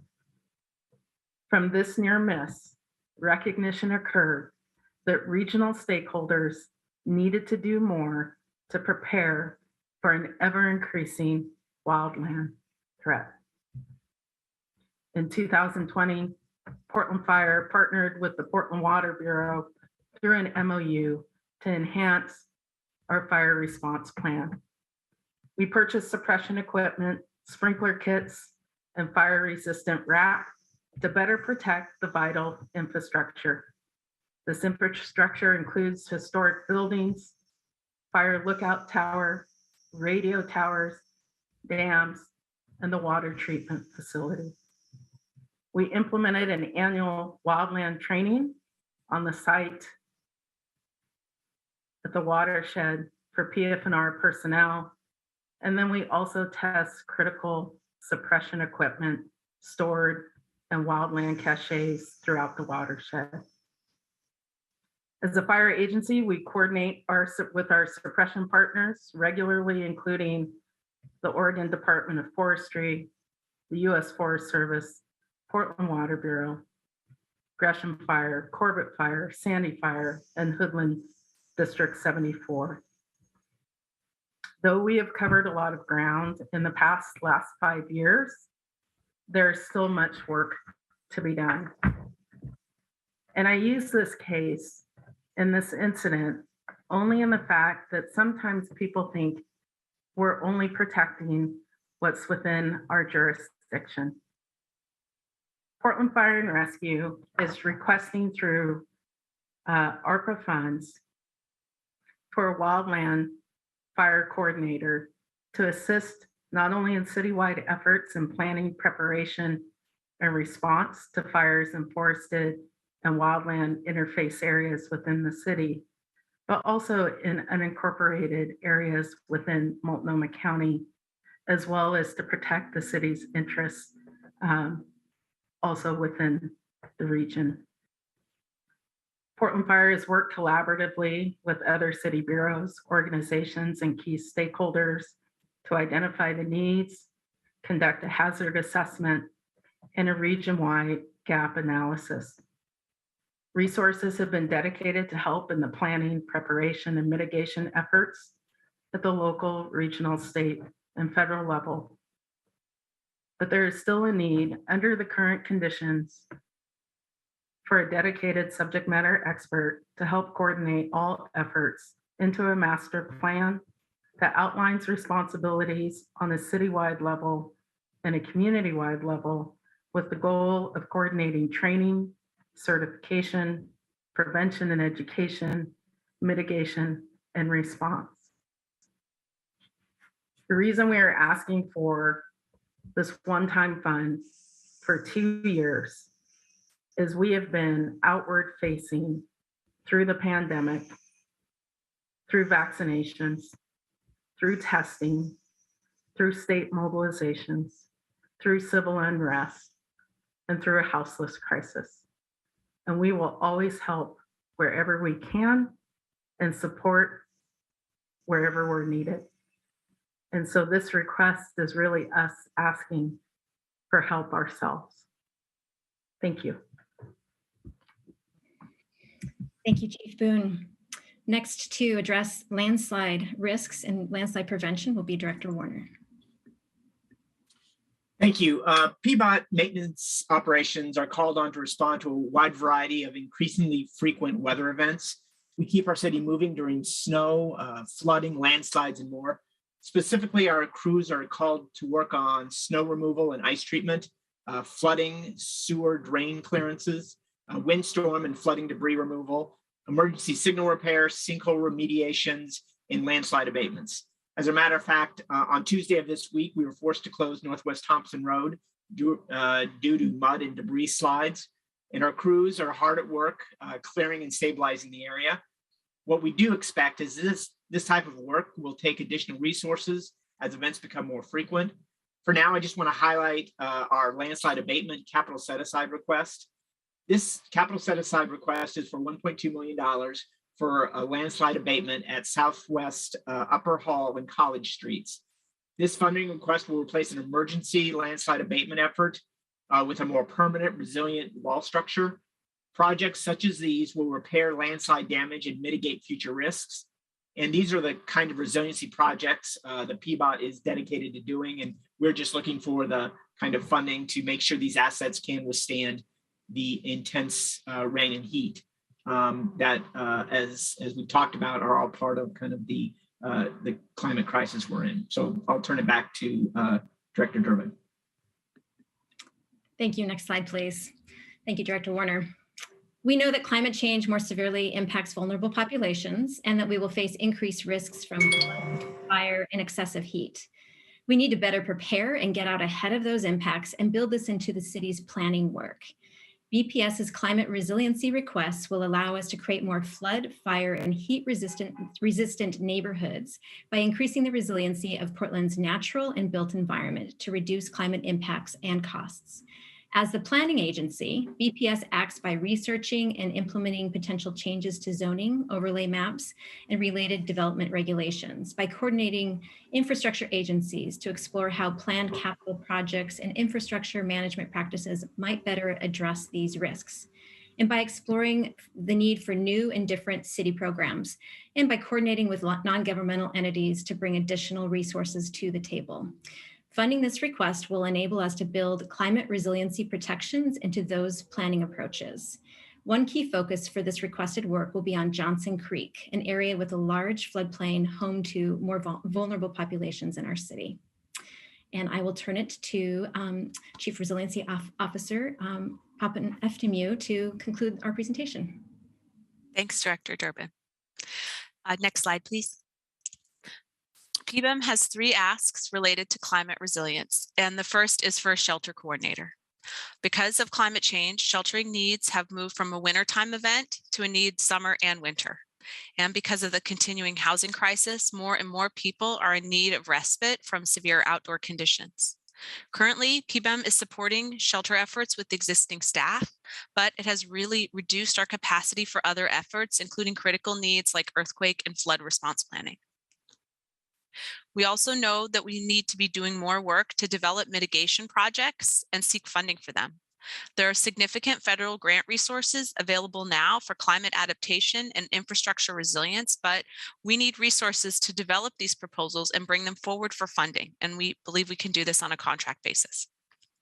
Finally, PBEM engaged with a number of community-based organizations during COVID to meet the needs of Portland's diverse communities. These CBOs have also been important partners during subsequent emergencies. They shared information in multiple languages and in culturally appropriate ways. They provided volunteers to work in shelters, and they hosted their own cooling centers. This group of CBOs is currently meeting regularly, and we're looking for a coordinator to support them for a year to develop a governance structure and become self-sustaining. I think that supporting CBOs that want to help us serve our community is absolutely the best, most efficient dollars we can spend. Next slide, please. So I started with the gloom and doom.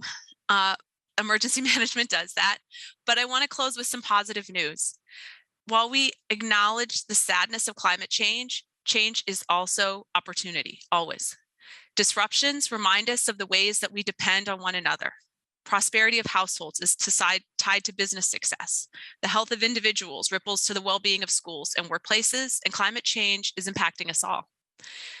The disparities and the effects of recent events also challenge us to change in a way that is more just. And it demands that we take new risks, try new things, and direct our energy in new ways. Next slide, please. So, Portland has always been a city of innovation, with bikes, with streetcar, with climate planning, with food carts, with tiny homes. Portland is an urban innovator and a national leader. And the efforts presented today again position us to be a leader in adapting to climate change and creating a future for Portland that is more just, inclusive, and resilient than ever before. That's it. Thanks. That concludes our presentation. I would like to thank my colleagues, and we have time for your questions and discussion. I see Commissioner Mapps. Thank you. I have two questions. One's super quick and one's probably more involved. I'll do the super quick one, which is probably for Director Kennard. Director Kennard, can you remind me how much new ongoing money the city has for, or is projected to have for this ongoing, for the new budget? In general fund discretionary, it's just $200,000. Okay, thank you. I thought that's a ballpark where we were. And first, I want to say I think the presentation that we heard today were great, really inspiring work, very thorough. But there was something missing from here, which I was surprised that we didn't talk about, which was the Portland Clean Energy Fund. On a screen over here, let's see if I can find it. I think I have an Oregonian article up from December of last year, which says the city is expected to award about $100 million in new clean energy grants by the end of 2022. And I was just wondering how our climate projects that we have talked about, specifically on carbon mitigation and resiliency, is coordinated with the work that we're doing over at the Clean Energy Fund.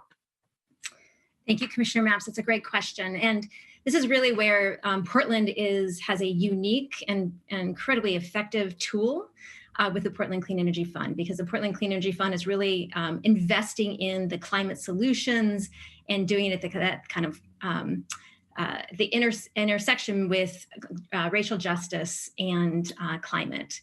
And so it is an incredibly important tool that we have to invest in energy efficiency, community renewables, workforce development.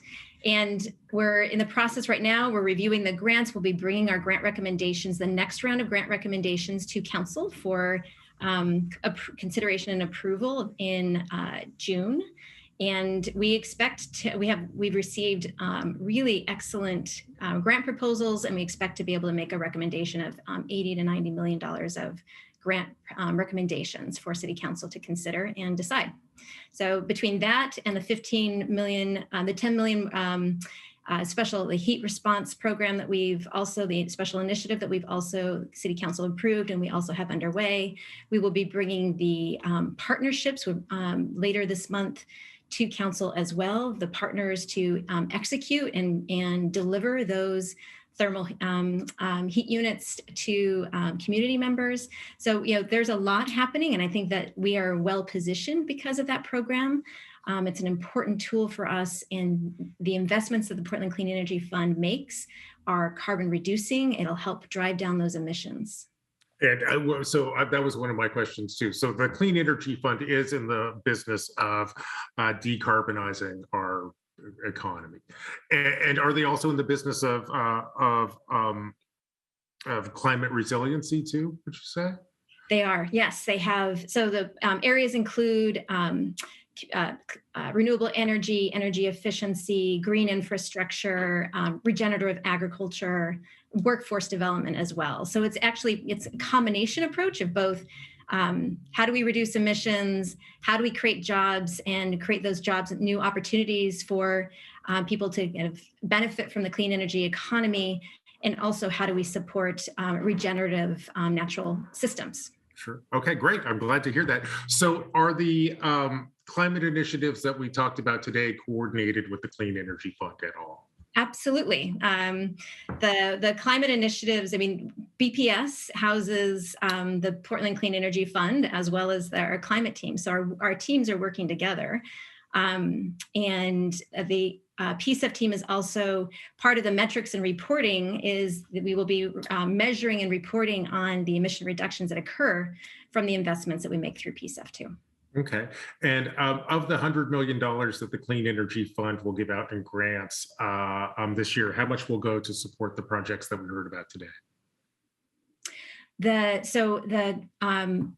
voter kind of passed ballot measure is very clear that it supports community proposed projects. That does not mean that the city can partner with community in advancing some of these projects. But the recipients for PSEF investments are community nonprofit organizations. Are we doing that partnership with community organizations to leverage funding? We absolutely encourage that, and it's a conversation that we've been having with other bureaus as well, of really looking for those partnerships, and it's something that we'll be looking at. There are opportunities to really build from there as well, but the right now the focus is really investing and supporting community-based organizations. Sure. Well, I just want to encourage BPS to continue that important work at a time, given the stakes of climate change. Literally, the fate of the planet depends on it. Given the resources the city has in our general fund of $200,000, given the resources that are sitting over in the Clean Energy Fund, $100 million, I sure hope that there would be more cross-fertilization or continued cross-fertilization. Thank you. Those are all the questions I have. So I want to be really clear. That is not city money. The Portland Clean Energy Fund was created by community for community. If the city has a good proposal, they can actually partner with community-based organization, but that is in no way city money. And I want to be crystal clear about that. That money belongs to BIPOC communities who've been left out of economic opportunities. And if the city has a good proposal, they can try to shop it to those community-based organizations. But let's not even pretend that somehow the city should be telling the community how to invest those dollars. That's not what the fund's about. Happy to have a longer conversation about that.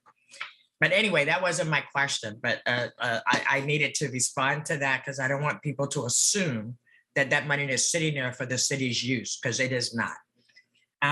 So let me just say, really a great presentation. I really appreciate the interconnectedness of all these issues that impact our ability to address the climate devastation that we're currently experiencing.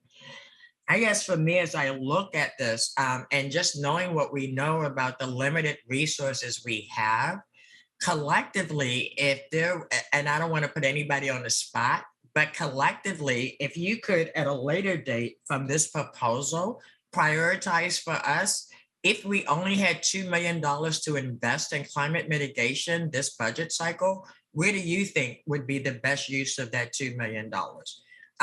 Right? Because for where I sit right now, every proposal is absolutely could stand on its own as something that's necessary and critical for us moving forward.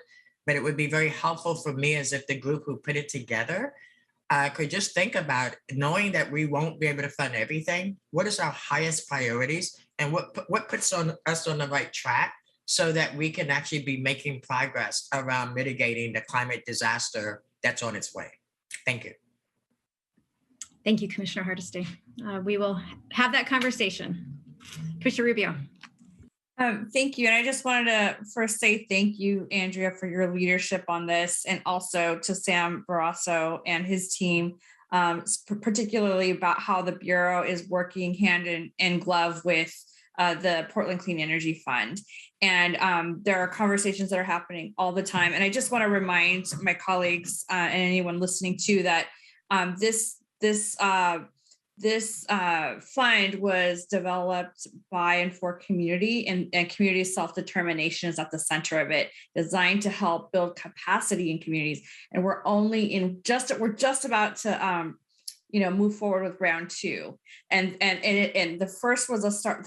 Round one was a starter round. Round two is going to be even bigger. So I think that there'll be more wonderful crosswalking and intersections that we're going to see as our communities grow their capacity to do larger projects. So just wanted to put that out there and say the team is doing a tremendous job. And then the second piece I wanted to also say, or actually it's more of a question to you, Director Durbin, about and it's a little bit about Commissioner Hardesty sort of beat me to the punch on it, but what happened? I mean, I know that a lot of these priorities are what I'm seeing in my 1 year here, but what I've learned too is that these are asks and priorities that have grown over time because we haven't put investments in place. So can you give me an idea of what happens if we don't start to put significant funding at these priorities?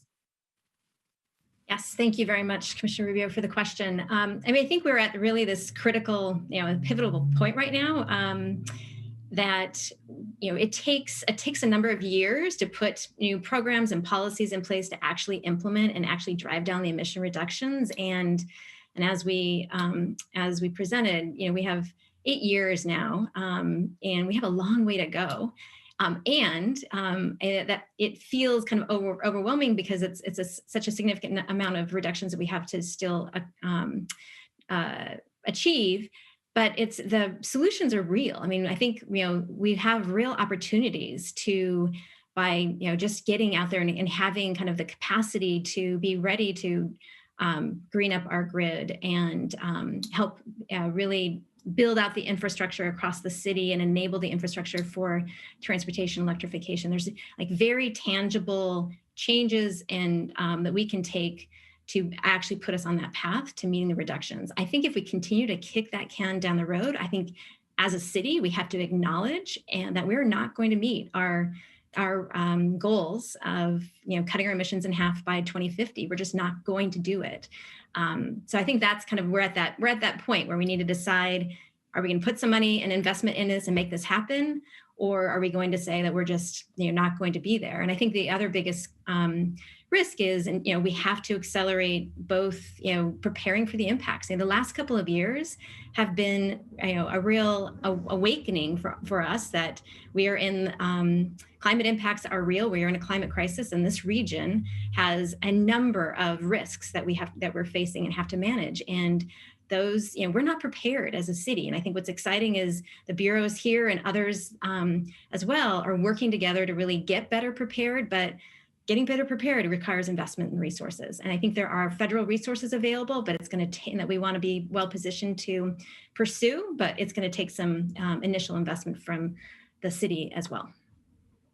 I see Commissioner Hardesty, I think you were next, then Commissioner Ryan. I was, but I'll let Commissioner Ryan go first because he didn't ask any questions yet, and I'll come back at this time. Well, thank you, Commissioner Hardesty. Now I have to make sure I have a decent question. Let's see. So I just want to say that I appreciate that you had the metrics about the goals and that you said we have about 30%. Well, wait, the goal is 50% and we're at less than 20, right? And we have 8 years to go. Is that what I recall from that slide at the very beginning? That's correct, yes. All right, good. I think you should just I think it's important to keep that front and center because otherwise we do that thing where we just keep throwing another ball in the air and there's the new goal. And then there's no accountability to get there. And so, goals are reached in incremental fashion. And too often in government, I think we don't make the goal, then we just throw up another one. And so we're aspirational without action. And so I just think it's really important to keep that up. So thank you. Jonna, are you still there? Or is it? Yes, I am. Hi. Good to see you. Why can't I see you? It's me, it's not you. There you are. I just had to look at you. Try to pretend we're in a real room still.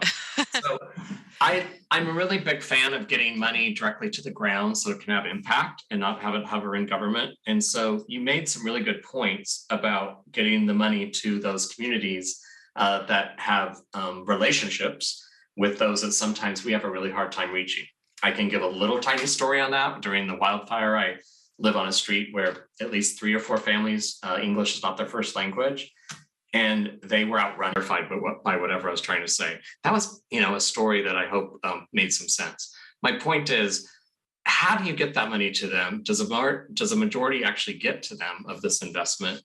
And tell me a story on why this is reaching those communities, and is this enough? I'm so delighted you asked because I wanted to speak up in the first question when Commissioner Maps asked about partnerships. Our ask for community-based organizations is actually really tiny, and we'll discuss what our top $1 million. But if there's one thing that I feel like is worthwhile, it's a coordinator that's pulling together more than 90 community-based organizations that engaged with us during COVID, that helped us get out safety information and PPE, personal protective like masks and stuff, to communities in 31 different languages. Their experience working during the pandemic was so remarkably positive because it was low barrier, because we were there to meet their needs and not to promote our agenda, that they have continued to meet with us voluntarily, and they're meeting monthly, and they have energy to become a group that follows a national model called Coalition of Organizations Active in Disaster, that are a network that's active all the time and that we can call on in emergencies to help us share information that's culturally appropriate, that's coming from trusted sources, which is often not the government in many communities, and that also they've turned out volunteers to work in our shelters. They have hosted cooling spaces in their own churches and lobbies of their buildings, and it's just been such an awesome partnership. And through that communication, we can also turn them on to all the other resources that the city has, whether it's water bill payment assistance or whether it's bringing forward a proposal from PSEF. And so I feel like just that, like really the willingness to invest in relationships is the foundation of so much of the success that we do. And it's really where we get the most bang for our buck. Well said. Thanks. Wow. Quite a lot of information. Really, really grateful for all of it. Jonah, I want to say that because of the great work of the coordinating center at the height of COVID, the 114 organizations that you identified that had never even heard of city government that worked well with us was absolutely phenomenal. I will also say that I know in my time here, our emergency response, our NET teams have gotten younger, they've gotten more diverse, and they speak significantly more languages than they did when I first got here. So the intentionality that we use around engaging communities in this work is really significant.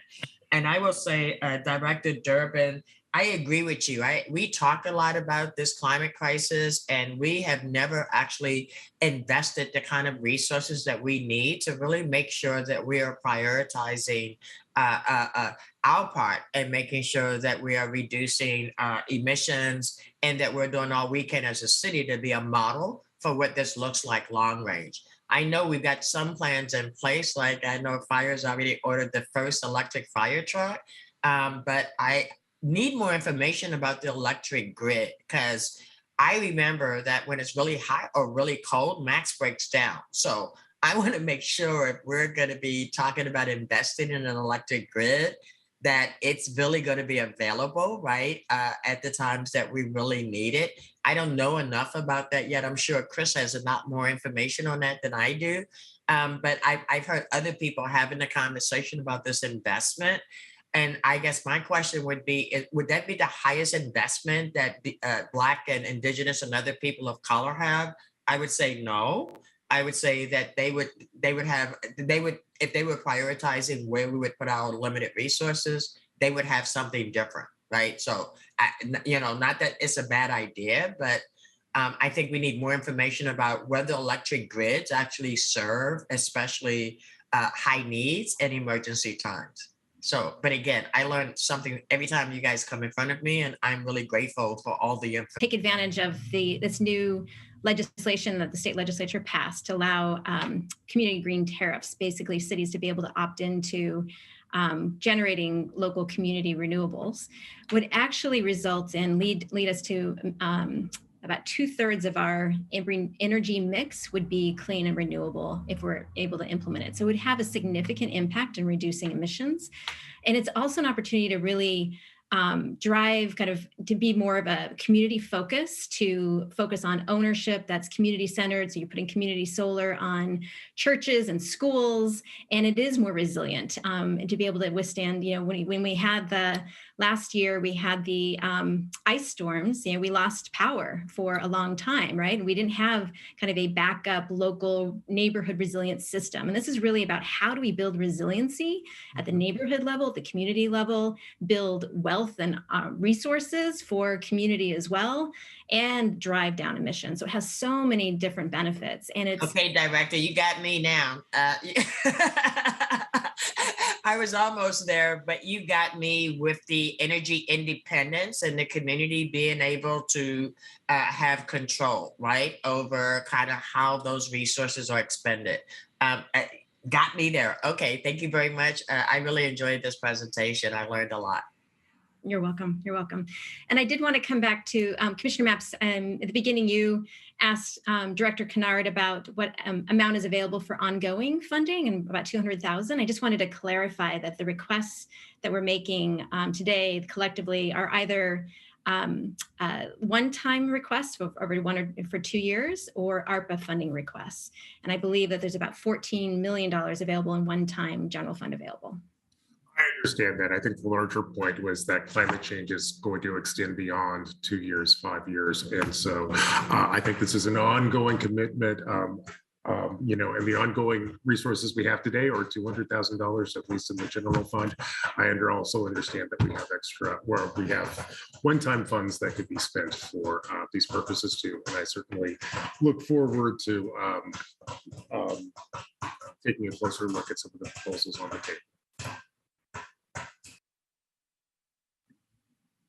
Thank you.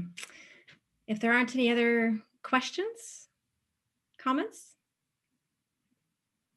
All right. Well, we really appreciate your time. Thank you for your input, and we will follow up and have the conversation the question you posed to us, Commissioner Hardesty. Thank you. Well done, everyone. Yeah, nicely done. Dare I ask, does that complete the presentation? Very good. And Director Kennard, there's nothing else here. Why don't you tell us about next steps? Yes, so thank you, Mayor. So that concludes our first round of presentations. We will reconvene on Tuesday, this coming Tuesday at 9 in the morning to talk about building resilient infrastructure. And Commissioner Hardesty, did you have a question? Yeah, I was curious if you could provide us a daily total of what the asks are as we go through these budget processes. I want us to keep that in mind, because it will be really easy for us to forget that we have a very limited amount of money with hundreds of millions of dollars more than we have the dollars to fund. So if that's not too much effort for the budget office, that would be really helpful. So like at the end, you could say, if you approved all these requests, it'd be X number of dollars. To adjourn us. All right. Thanks, everybody. Great session. See you next time. We are adjourned.